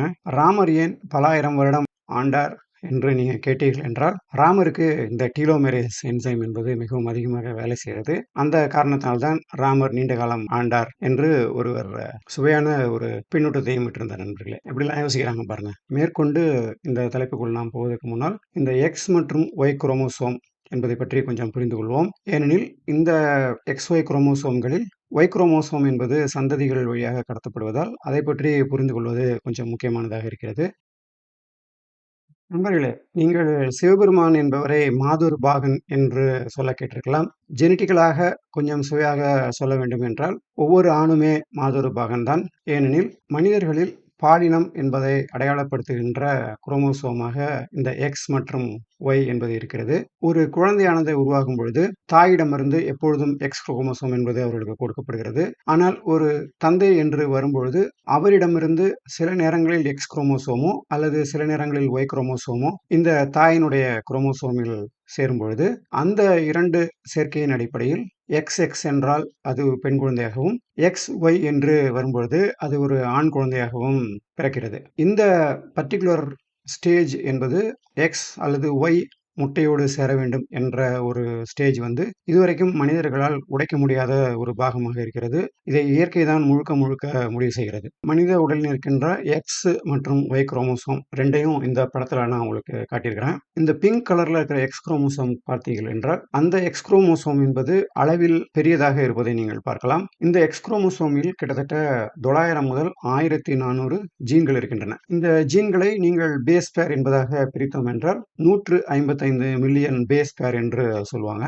அப்போ வரிசலா ATCG அப்படின்னு நீங்க எழுதிட்டே போனீங்கன்னா அதுல 155 மில்லியன் என்ற அளவிலான வரிசை இருக்கும். அதுல இதுவே நீங்கள் வலது பக்கத்தில் பார்க்கின்ற மஞ்சள் நிறத்தில் இருக்கின்ற அந்த ஒய் குரோமோசோம் என்பதை பார்த்தோம் என்றால் இந்த குரோமோசோம் என்பது 50 முதல் 200 ஜீன் மட்டும்தான் இதுல இருக்கும். இதை நீங்கள் பேஸ் பேர் அளவில் பார்க்கும்பொழுது 58 மில்லியன் பேஸ் பேர் என்ற அளவில் தான் இந்த ஒய் குரோமோசோம் என்பது இருக்கிறதை நம்ம பார்க்குறோம். இந்த எக்ஸ் மற்றும் ஒய் குரோமோசோம் என்பவை இந்த ஹியூமன் ஜீனோம் ப்ராஜெக்டில் 2022 தான் முழுதாக சீக்வன்சிங் செய்யப்பட்டது அப்படின்னு நான் சொல்லியிருந்தேன். ஏன் இந்த ஒய் குரோமோசோம் என்பது அளவில் சிறியதாக இருக்கிறது என்று பார்த்தோம் என்றால் இயற்கையினுடைய மாபெரும் ஒரு பிழை என்று தனிப்பட்ட முறையில் நான் இதை சொல்வேன். ஒரு உயிரானது உருவாகும் பொழுது அதனுடைய பாலினத்தை தீர்மானிப்பதில் எக்ஸ் என்பது ஆண் மற்றும் எக்ஸ் என்பது பெண் என்ற 2 பாலினம் மூலமாகவும் வருகிறது. ஒரு உயிரை உற்பத்தி செய்ய வேண்டிய செல்கள் என்பவை வேறொரு சந்ததிக்கு கடத்தப்படும் பொழுது படியெடுத்தல் என்பது நிகழ்கிறது. ஒரு மைட்டோசிஸ் மற்றும் மியோசிஸ் என்ற ஒரு நிலை வரும் பொழுது முதலாக மியோசிஸ் என்ற ஒரு செல் பகுப்பு என்பது ஏற்படுகிறது. இந்த மைட்டோசிஸ் மற்றும் மியோசிஸ் பற்றி பின்னால பார்ப்போம். குயிக்கா நீங்க இதுல என்ன தெரிஞ்சுக்கணும் அப்படின்னு, ஒரு ஆணினுடைய செல்லானது ஒய் குரோமோசோம் ஆனது படியெடுக்கப்படும் பொழுது அது தொடர்ச்சியாக இந்த டீலோமியர் என்ற ஒன்றின் காரணமாக தொடர் இழப்பை சந்திக்கிறது அப்படின்னு நம்ம பார்க்கிறோம். இந்த ஒய் குரோமோசோம் என்பது மட்டும் தொடர்ந்து வழியாக ஆண் குழந்தைகள் மூலமாக மட்டுமே கடத்தப்படுகிறது. இந்த மாதிரி ஒய் குரோமோசோம் என்பது படியெடுக்கப்படும் பொழுது நான் ஏற்கனவே குறிப்பிட்ட அந்த டீலோமியர் என்ற ஒரு பாகமானது தொடர்ந்து இழக்கப்படும் பொழுது, பல ஆயிரம் வருடங்களாக இதுபோல தொடர்ந்து இந்த படியெடுக்கப்படுதல் நிகழும் பொழுது, இந்த ஒய் குரோமோசோம் என்பது தன்னை ரிப்பேர் செய்வதற்கு வாய்ப்பில்லாத காரணத்தால், இப்ப எப்படி ஆகும் அப்படின்னா, ஒரு ஒய் குரோமோசோம்ல இருந்து 2 ஒய் குரோமோசோம்கள் என்பது படியெடுக்கப்படும் பொழுது, எங்கேயாவது ஒரு இடத்துல ஒரு மரபணு ரீதியான ஒரு பிழை ஏற்பட்டிருந்தால், இயற்கையானது அந்த பிழையான பாகத்தை கடந்து செல்வதற்கு அனுமதிப்பதில்லை. அந்த பிழையான பாகம் அப்போது நீக்கப்பட்டு, மீதி இருக்கின்ற அந்த ஜீன்கள் மட்டுமே அடுத்த சந்ததிக்கு கடத்தப்படுகின்றன.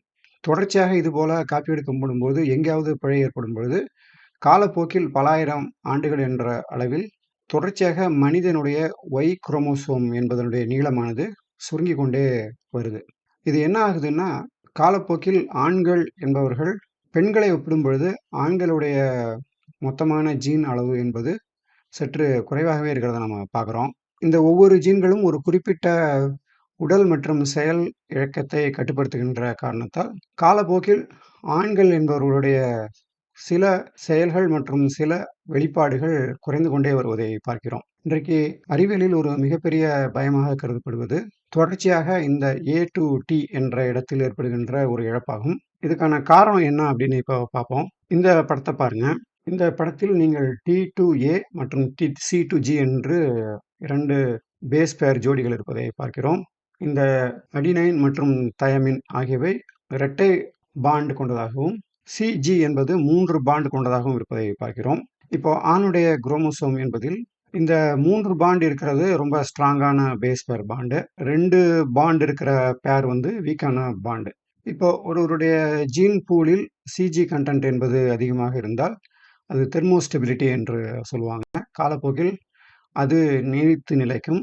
இதுவே ஒரு ஆணுடைய குரோமோசோமில் இருக்கின்ற ஏ மற்றும் டி என்ற காம்பினேஷன் வந்து தொடர்ச்சியாக மாற்றங்களுக்கு உள்ளாகும் பொழுது, காப்பி எடுக்கப்படும் பொழுது, அந்த டி ஏ காம்பினேஷன் மட்டும் தொடர்ச்சியாக உடைவதாக சொல்லப்படுகிறது. இன்றைக்கு அறிவியலில் பல ஆராய்ச்சிகள் அந்த டி ஏ என்பதை எவ்வாறு பாதுகாப்பது என்பதை நோக்கி நடந்து கொண்டிருக்கிறது. இப்போ நீங்க பிற உயிரினங்களில் பார்த்தீர்கள் என்றால், இதுபோல தொடர்ச்சியாக படியெடுக்கப்படும் பொழுது, இந்த ஆண் என்ற பாலினத்தை கட்டுப்படுத்துகின்ற அந்த குறிப்பிட்ட குரோமோசோமை இழந்து போனதாக சில உயிரினங்களில் கண்டுபிடித்திருக்கிறார்கள். ஆனால் இயற்கையானது அதற்கு வேறு மாற்று ஏற்பாடுகளை ஏற்பாடு செய்து, வேறு குரோமோசோம்கள் அந்த பாலினத்தை கட்டுப்படுத்துவதாக மாறியிருக்கிறது. இன்றைக்கு ஆண்கள் குலத்துக்கு முன்னால் இருக்கின்ற ஒரு பெரிய பிரச்சனை என்பது, தொடர்ச்சியாக இழக்கப்படுகின்ற இந்த ஒய் குரோமோசோமின் பகுதிகளாகும். இவை காலப்போக்கில் ஆண்கள் என்பவரே இல்லாமல் போகின்ற ஒரு வாய்ப்பை கூட மனித குலத்துக்கு ஏற்படுத்தப் போகின்றன.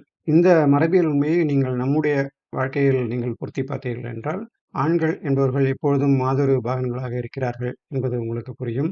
அதுபோல மாதொரு பாகன்களாக இருக்கின்ற காரணத்தால், தொடர்ச்சியாக அவர்கள் தங்களுடைய ஆண் தன்மையை குறிக்கின்ற ஜீன்களில் இழப்பையும் தொடர்ந்து சந்தித்து வருகிறார்கள் என்பது உங்களுக்கு தெரியும். மேலும் ஆண்கள் என்பவர்கள் சற்று குறைவான ஜீன்களை கொண்டவர்களாக இருக்கிறார்கள் என்பதும் உங்களுக்கு புரியும் நண்பர்களே.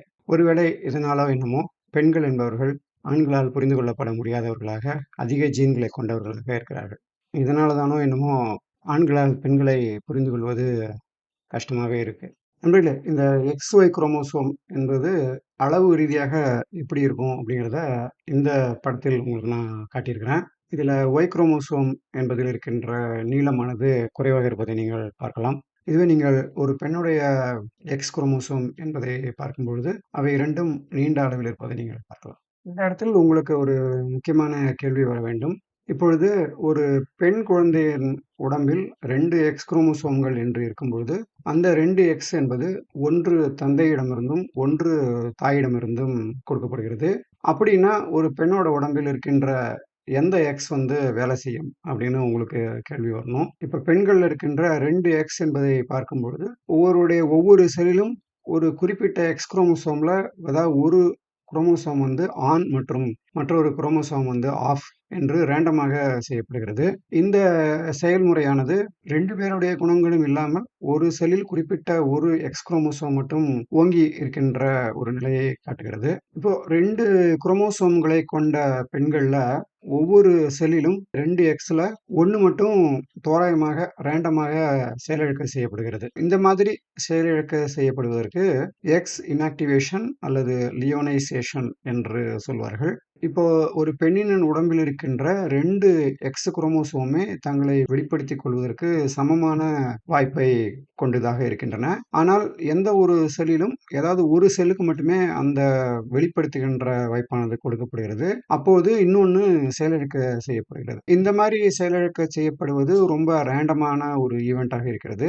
எனவே வேறு வேறு செல்களில் இருந்து செயலிழக்கப்படுகின்ற எக்ஸ் வந்து தாயிடம் வந்த எக்ஸ் குரோமோசோமா இருக்கலாம், அல்லது தந்தையிடமிருந்து வந்த எக்ஸ் குரோமோசோமா கூட அது இருக்கலாம். எனவே பெண் குழந்தைகளில் அதிகமாக வெளிப்படுவது ஒரு குறிப்பிட்ட பெற்றோரின் எக்ஸ் குரோமோசோம் மட்டும் கிடையாது. அது வந்து ஒரு மொசைக் போன்ற ஒரு வடிவத்தில் மாட்டில்டாக இருப்பதை நாம் பார்க்கிறோம். சில செல்களில் தாயினுடைய எக்ஸ் குரோமோசோம் தூக்கலாகவும், தந்தையினுடைய எக்ஸ் குரோமோசோம் மற்ற செல்களில் வெளிப்படவும் செய்கின்றன. இந்த மாதிரி 2 ஒரே மாதிரியான குரோமோசோம்கள் வேறு வேறு பெற்றோரிடமிருந்து வரும்பொழுது, ரேண்டமாக இந்த மாரி ஆஃப் பண்றது வந்து மரபணு சமநிலையை உறுதி செய்வதற்கு முக்கியமாக உதவுகிறது. ஆனா இதுவே நீங்க ஒய் குரோமோசோம் என்பதை பார்த்தால், அது படியெடுக்கப்படும்பொழுது அதை காம்பன்சேட் பண்றதுக்கு ஆப்போனன்ட்ல இருந்து வேற ஒரு ஒய் குரோமோசோம் இல்லாத காரணத்தால், தொடர்ச்சியாக ஒய் குரோமோசோம் ஆனது இழக்கப்பட்டு கொண்டே வருவதை நாம் பார்க்கிறோம். அந்த வகையில் பார்க்கும்பொழுது, ஆண், பெண் என்று வரும்பொழுது, எவ்வளவோ கால்குலேஷன் பண்ண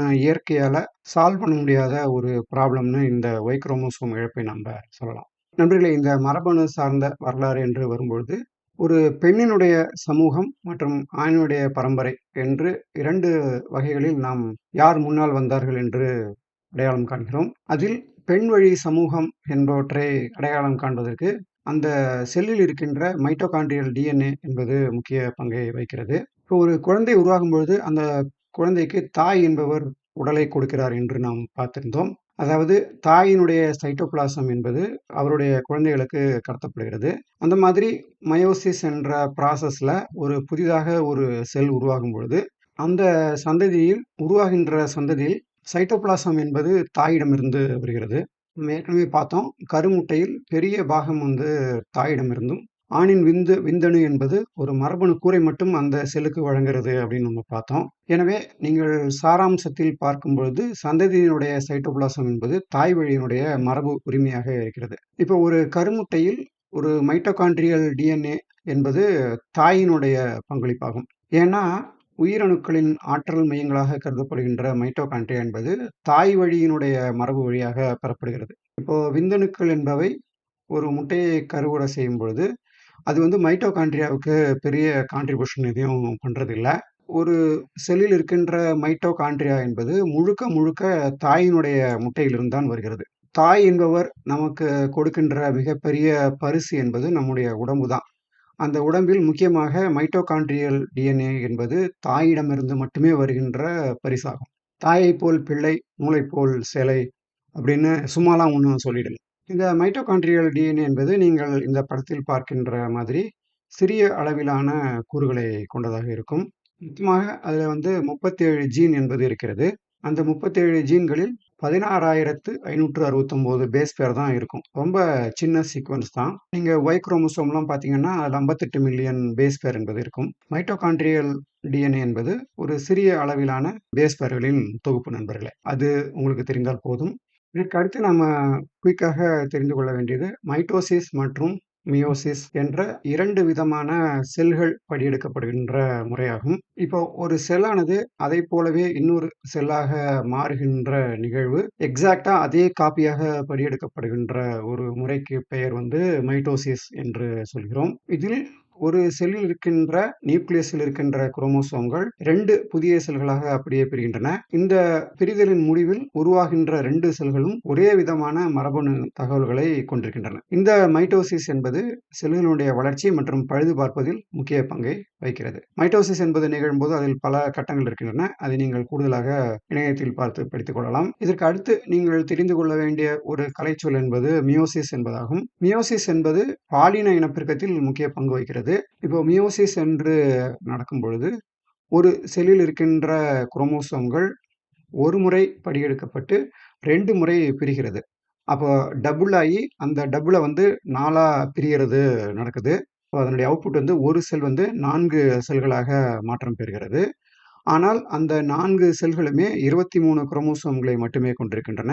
அந்த 46 என்பது 23 குரோமோசோம்களாக 4 செல்களாக வேறு வேறு விதமான காம்பினேஷன்களை கொண்ட செல்களாக அது பிரிகிறது. இந்த மியோசிஸ் என்ற செயல்முறை தான் சந்ததிகளில் ஏற்படுகின்ற மாற்றங்களுக்கு முக்கிய காரணமாக இருக்கிறது.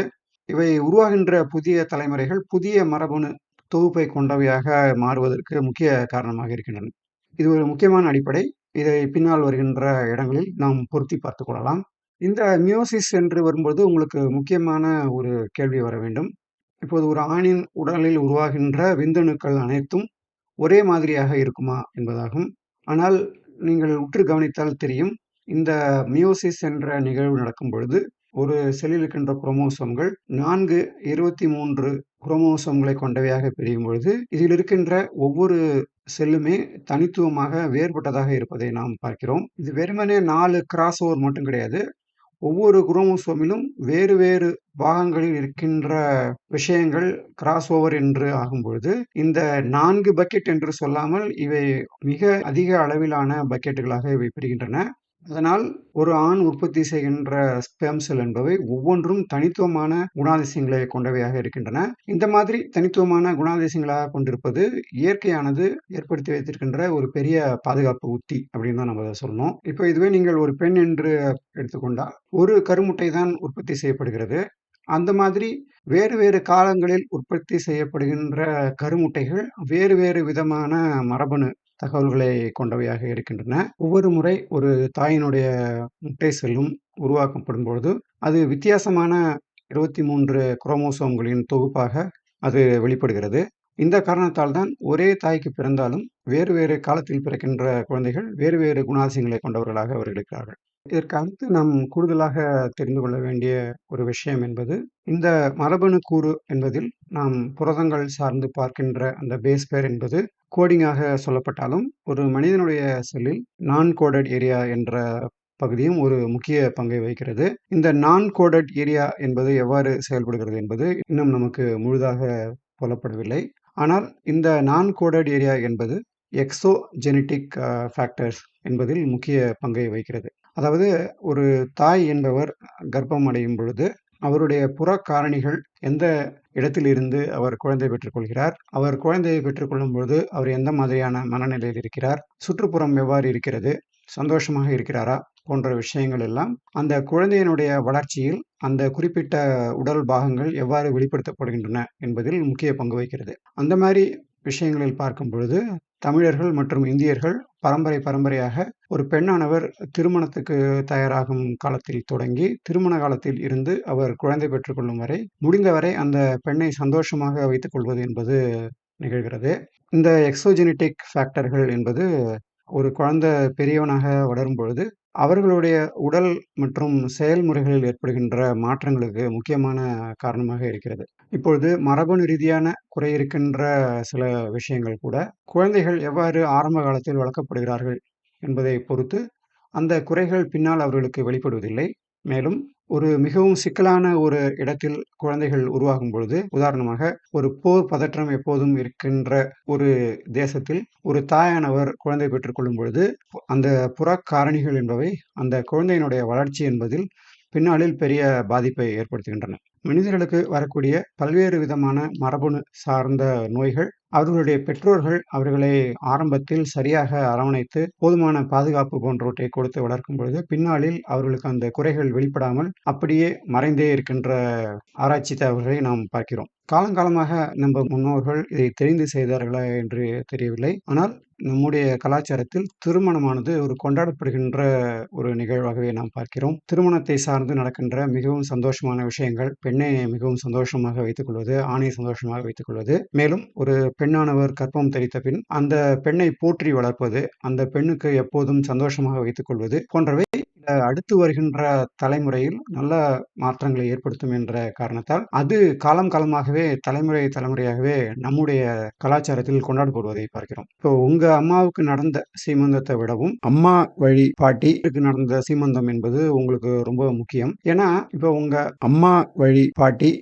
கர்ப்பம் தரிக்கும் பொழுது அந்த 3வது வாரத்திலேயே இயற்கையானது அடுத்த தலைமுறைக்கு தேவையான கருமுட்டை செல்கள் என்பதை தனியாக எடுத்து ஒதுக்கி வைத்து விடுகிறது. இதயம் மற்றும் முதுகெலும்பு ஆகியவற்றுக்கு பிறகு 3வதாக உருவாகின்ற பாகமாக இந்த கருமுட்டையை எதிர்கால சந்ததிக்கு எடுத்து வைப்பது என்பது நிகழ்கிறது. இதன் காரணமாக உங்களுடைய அம்மா வழி பாட்டி எந்த அளவுக்கு சந்தோஷமாக அவருடைய கர்ப்ப காலம் இருந்தது என்பது உங்களுடைய வளர்ச்சி மற்றும் உங்களுடைய உடலில் பெரிய பாதிப்புகளை ஏற்படுத்தும். இந்த மாதிரி எக்ஸோஜெனடிக் ஃபேக்டர் என்பது தலைமுறையாக இருக்கின்ற காரணத்தால் தான் ஒரு பெண்ணுக்கு சீமந்தம் என்று வரும்பொழுது அதை பார்த்துக் கொள்கின்ற பொறுப்பு என்பது மாமியாரிடம் நம்முடைய கலாச்சாரத்தில் ஒப்படைக்கப்படுகிறது. நண்பர்களே, உங்களுக்கு உங்க குழந்தைகளை பற்றி ஏதேனும் சற்று கவலை இருந்தால் உங்களுடைய மாமியாருக்கு எவ்வாறு சீமந்தம் நடந்தது அப்படின்னு கேட்டு வச்சுக்கிறது ரொம்ப உங்களுக்கு உதவியா இருக்கும். அடுத்து இந்த மரபணு சார்ந்த பரம்பரைகள் என்பது எவ்வாறு தீர்மானிக்கப்படுகிறது அப்படிங்கிறத பற்றி கொஞ்சம் பார்ப்போம்.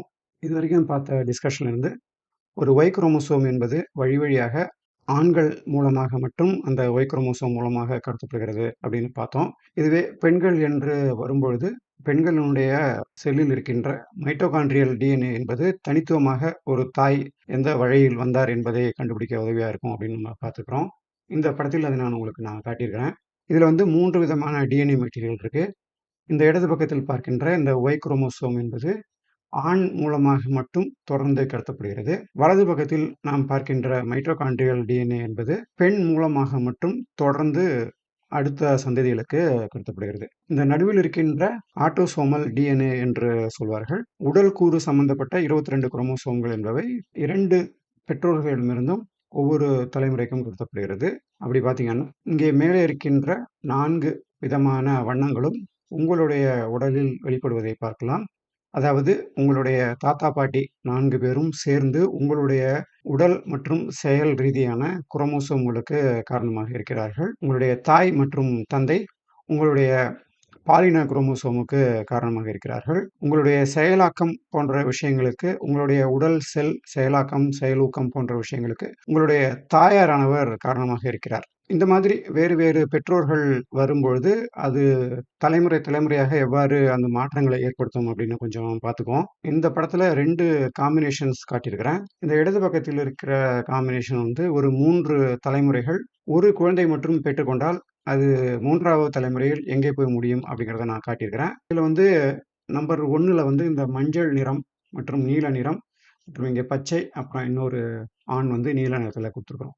இந்த 4ல் 2 பேருக்கு மட்டும் ஆண் குழந்தை பிறக்குது. ஒரு குழந்தை தான் பிறக்குது, ஆண் குழந்தையா பிறக்குது அப்படின்னு எடுத்துக்கிட்டோம்னா இந்த மஞ்சள் மற்றும் இந்த நீலம் 2 ஆண் குழந்தைகள் இங்கே முதல் தலைமுறையில் பிறக்கிறார்கள்.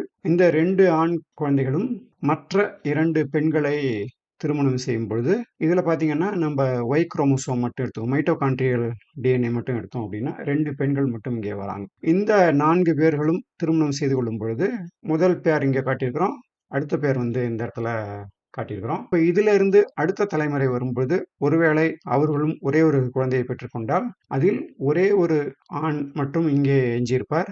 இந்த வலது பக்கத்தில் ஒரே ஒரு பெண் மட்டும் இங்கே எஞ்சியிருப்பதை பார்க்கிறோம். அப்போ ஒரு தலைமுறையில் ஒரே ஒரு குழந்தையை பெற்றுக்கொள்ளும் பொழுது இங்கே இருக்கின்ற 8 விதமான வகைகளில் 2 மட்டும்தான் இங்கே எஞ்சியிருப்பதை நாம் பார்க்கிறோம். இந்த மாதிரி 8 வேரியேஷன் என்பது 3வது தலைமுறையில் 2ஆக குறைந்து போறதை நம்ம பார்க்கிறோம். இதுவே வலது பக்கத்தில் இன்னொரு படம் காட்டியிருக்கிறேன். இந்த படத்துல பாத்தீங்கன்னா இதுல வந்து 4 ஜோடிகளை உங்களுக்கு நான் காட்டியிருக்கிறேன். இந்த 4 ஜோடியில் முதல் 2 ஜோடியை வந்து 2 குழந்தை பெற்றுக்கிறாங்க.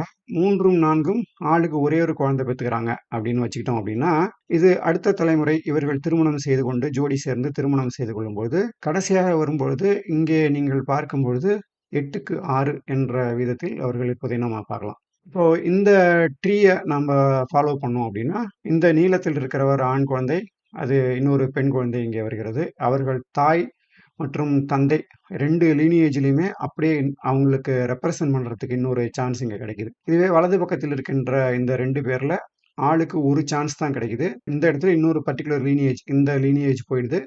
அதே மாதிரி இந்த கிரே கலர்ல இருக்கிற ஆண் அடுத்த தலைமுறையில் அவருடைய சந்ததி தொடராமல் போய்விடுவதை நாம் பார்க்கிறோம். இது வந்து ஒய் குரோமோசோம் மற்றும் மைட்டோகாண்ட்ரியல் டிஎன்ஏ மட்டும். இப்போ இதற்கு அடுத்த தலைமுறையில் இவர்கள் குழந்தை பெற்றுக்கொள்ளும் பொழுது இவங்களுக்கு இந்த மாதிரியான குழந்தைகள் பிறக்கும்.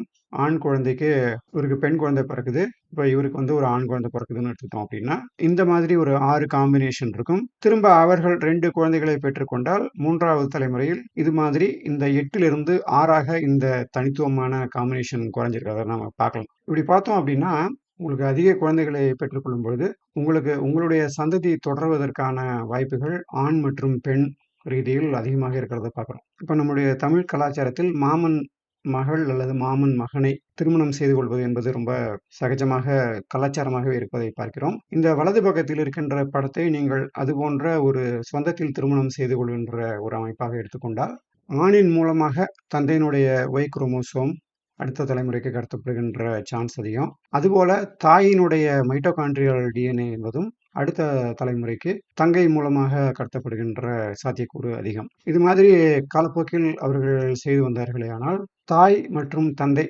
என்ற 2 வகையிலும் அவர்களுடைய சந்ததிகள் அந்த குறிப்பிட்ட தனித்த மரபணு கூறு என்பதை அடுத்த தலைமுறைக்கு கொண்டு செல்வதற்கான சாத்தியக்கூறு ரொம்ப அதிகம். இதுவும் கூட நம்முடைய தமிழ் சமூகம் அத்தை, மாமன் போன்ற உறவுகளை கொண்டாடுவதற்கு முக்கிய காரணமாக இருக்கிறது.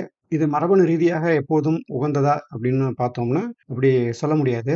இது போன்ற ஒரு சமூக ஏற்பாடு என்பது சந்ததிகள் ரீதியாக மரபணு தொடர்ச்சி என்பதை உறுதி செய்தாலும் கூட, இது எப்பொழுதும் நல்ல விதமாக இருக்கும் என்று சொல்ல முடியாது. ஏனெனில், நீங்கள் ஒரே குடும்பத்தில் ஒரே வகையான சிறு குழுக்களில் தொடர்ச்சியாக நீங்கள் திருமணம் என்பதை செய்யும் பொழுது, அதில் இருக்கின்ற ஜெனடிக் டைவர்சிட்டி என்பது காலப்போக்கில் தொடர்ந்து குறைந்து கொண்டே வருவதை அறிவியல் பூர்வமான ஆய்வுகள் தெரிவிக்கின்றன. இப்ப நீங்க ஒரே லீனியேஜ்ல தொடர்ந்து நீங்கள் இது போல மேரேஜ் பண்ணீங்கன்னா, திரும்ப திரும்ப ஏதாவது ஒரு மரபணு கூறு என்பது குறைபாடாக இருக்கும் பொழுது, அது திரும்ப திரும்ப படியெடுக்கப்பட்டு கொண்டே வரும். பொதுவாக இயற்கை என்பது புதிதான ஒரு இணையுடன் சம்பந்தப்படாத ஒரு இனத்தோடு சேரும்பொழுது, ஏற்கனவே இருக்கின்ற பல குறைகளை அது நிவர்த்தி செய்வதற்கு முயற்சி செய்யும். மாறாக நாம் ஒரே வகையில் திரும்ப திரும்ப திருமணம் செய்யும்போது என்ன ஆகுதுன்னா, அந்த ஏற்கனவே இருக்கின்ற குறைபாடுகள் திரும்ப திரும்ப அடுத்த தலைமுறைக்கு கடத்தப்படும் பொழுது, அந்த ஜெனடிக் டைவர்சிட்டி என்பது காலப்போக்கில் குறைந்து கொண்டே போவதை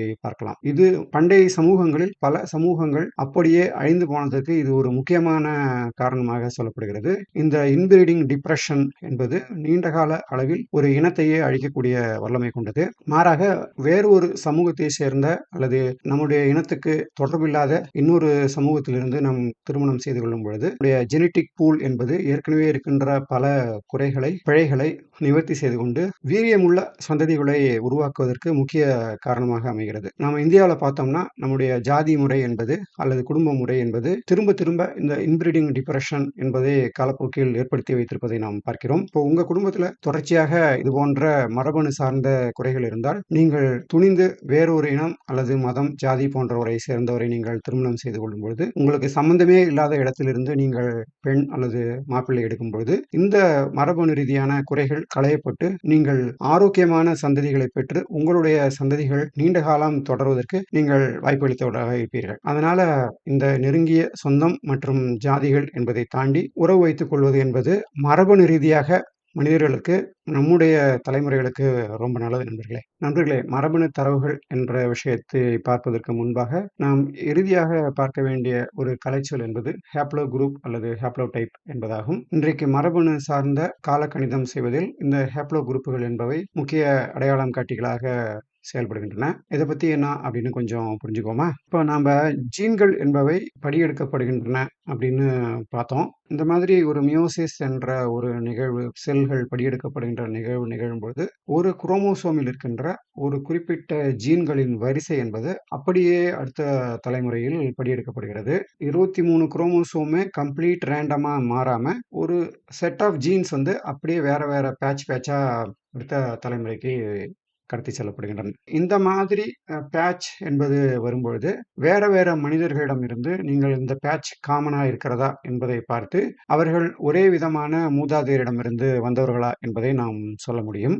இந்த மாதிரி குரூப் ஆஃப் ஜீன்ஸ் அப்படியே வந்து வேற தலைமுறைக்கு கடத்தப்படுவது, இந்த குழுக்கள், ஜீன்களின் குழுக்களுக்கு ஹேப்லோ குரூப் என்று சொல்கிறார்கள். இந்த ஹேப்லோ குரூப்கள் என்பவை முக்கியமாக மைட்டோகாண்ட்ரியல் டிஎன்ஏ மற்றும் ஒய் குரோமோசோம் ஆகிய இரண்டின் அடிப்படையில் தந்தை வழி சமூகம் யார், தாய் வழி சமூகம் யார் என்பதை கண்டுபிடிப்பதில் முக்கிய காரணியாக பங்கு வகிக்கின்றன. இந்த படத்துல நீங்க பார்க்கறது வந்து அதுபோல ஒரு ஜீனோம் டேட்டா அப்படின்னு நாம எடுத்தோம் அப்படின்னா, அதில் 2 விதமான ஐடென்டிஃபையர் என்பது சொல்லப்படுகிறது. ஒன்று வந்து மைட்டோகாண்ட்ரியல் டிஎன்ஏ, எம்டிடிஎன்ஏ என்று குறிக்கிறோம். அந்த மைட்டோகாண்ட்ரியல் டிஎன்ஏவில் பல கிளைகள் இருக்கின்றன. அடுத்து நீங்கள் கீழே பார்ப்பது ஒய் குரோமோசோம் என்று பார்க்கும் பொழுது, அதில் இருக்கின்ற ஹேப்லோ குரூப் என்று சொல்வார்கள். ஆண்களோட மரபணு மட்டும்தான் இந்த ஹேப்லோ குரூப் என்பது இருக்கும். இதிலும் பல வகைகள் இருக்கின்றன. இந்த ஹேப்லோ குரூப் மற்றும் இந்த ஹேப்லோ குரூப்புகளில் ஏற்படுகின்ற ஹேப்லோடைப், அதாவது குறிப்பிட்ட சில மாற்றங்கள் என்பதெல்லாம் நம்ம அடுத்து வர்ற பாகத்தில் விரிவாக பார்ப்போம். நம்முடைய காலம் கருதி இந்த மரபணு சார்ந்த என்னுடைய முதல் பாகத்தை இந்த இடத்தில் நான் இங்கே நிறைவு செய்கிறேன். இதற்கு அடுத்து இந்த மரபணு தரவு என்பது எவ்வாறு இருக்கும், அதை எப்படி புரிந்து கொள்வது, அதை வைத்து எப்படி மனிதர்களுடைய காலம் என்பது கண்டுபிடிக்கப்படுகிறது என்பதையெல்லாம் உதாரண தரவாக என்னுடைய தரவை வைத்து அடுத்த பாகத்தில் விரிவாக பார்ப்போம். இதுவரைக்கும் நீங்கள் பார்த்த பல விஷயங்கள் உங்களுக்கு இந்த மரபணு அறிவியல் என்பதை புரிந்து கொள்ள உதவி இருக்கும் என்று நான் நம்புகிறேன். இந்த சப்ஜெக்டில் நம்ம பேச வேண்டிய இன்ட்ரெஸ்டிங்கான விஷயங்கள் இன்னும் நிறைய இருக்குது. அதை நம்முடைய அடுத்த பாகத்தில் நாம் விரைவில் பார்க்கலாம் நண்பர்களே. இதுவரைக்கும் என்னோடு உங்களுடைய பொன்னான நேரத்தை செலவழித்தமைக்கு நன்றி. உங்களை நான் விரைவில் மீண்டும் சந்திக்கிறேன். நன்றி, வணக்கம்.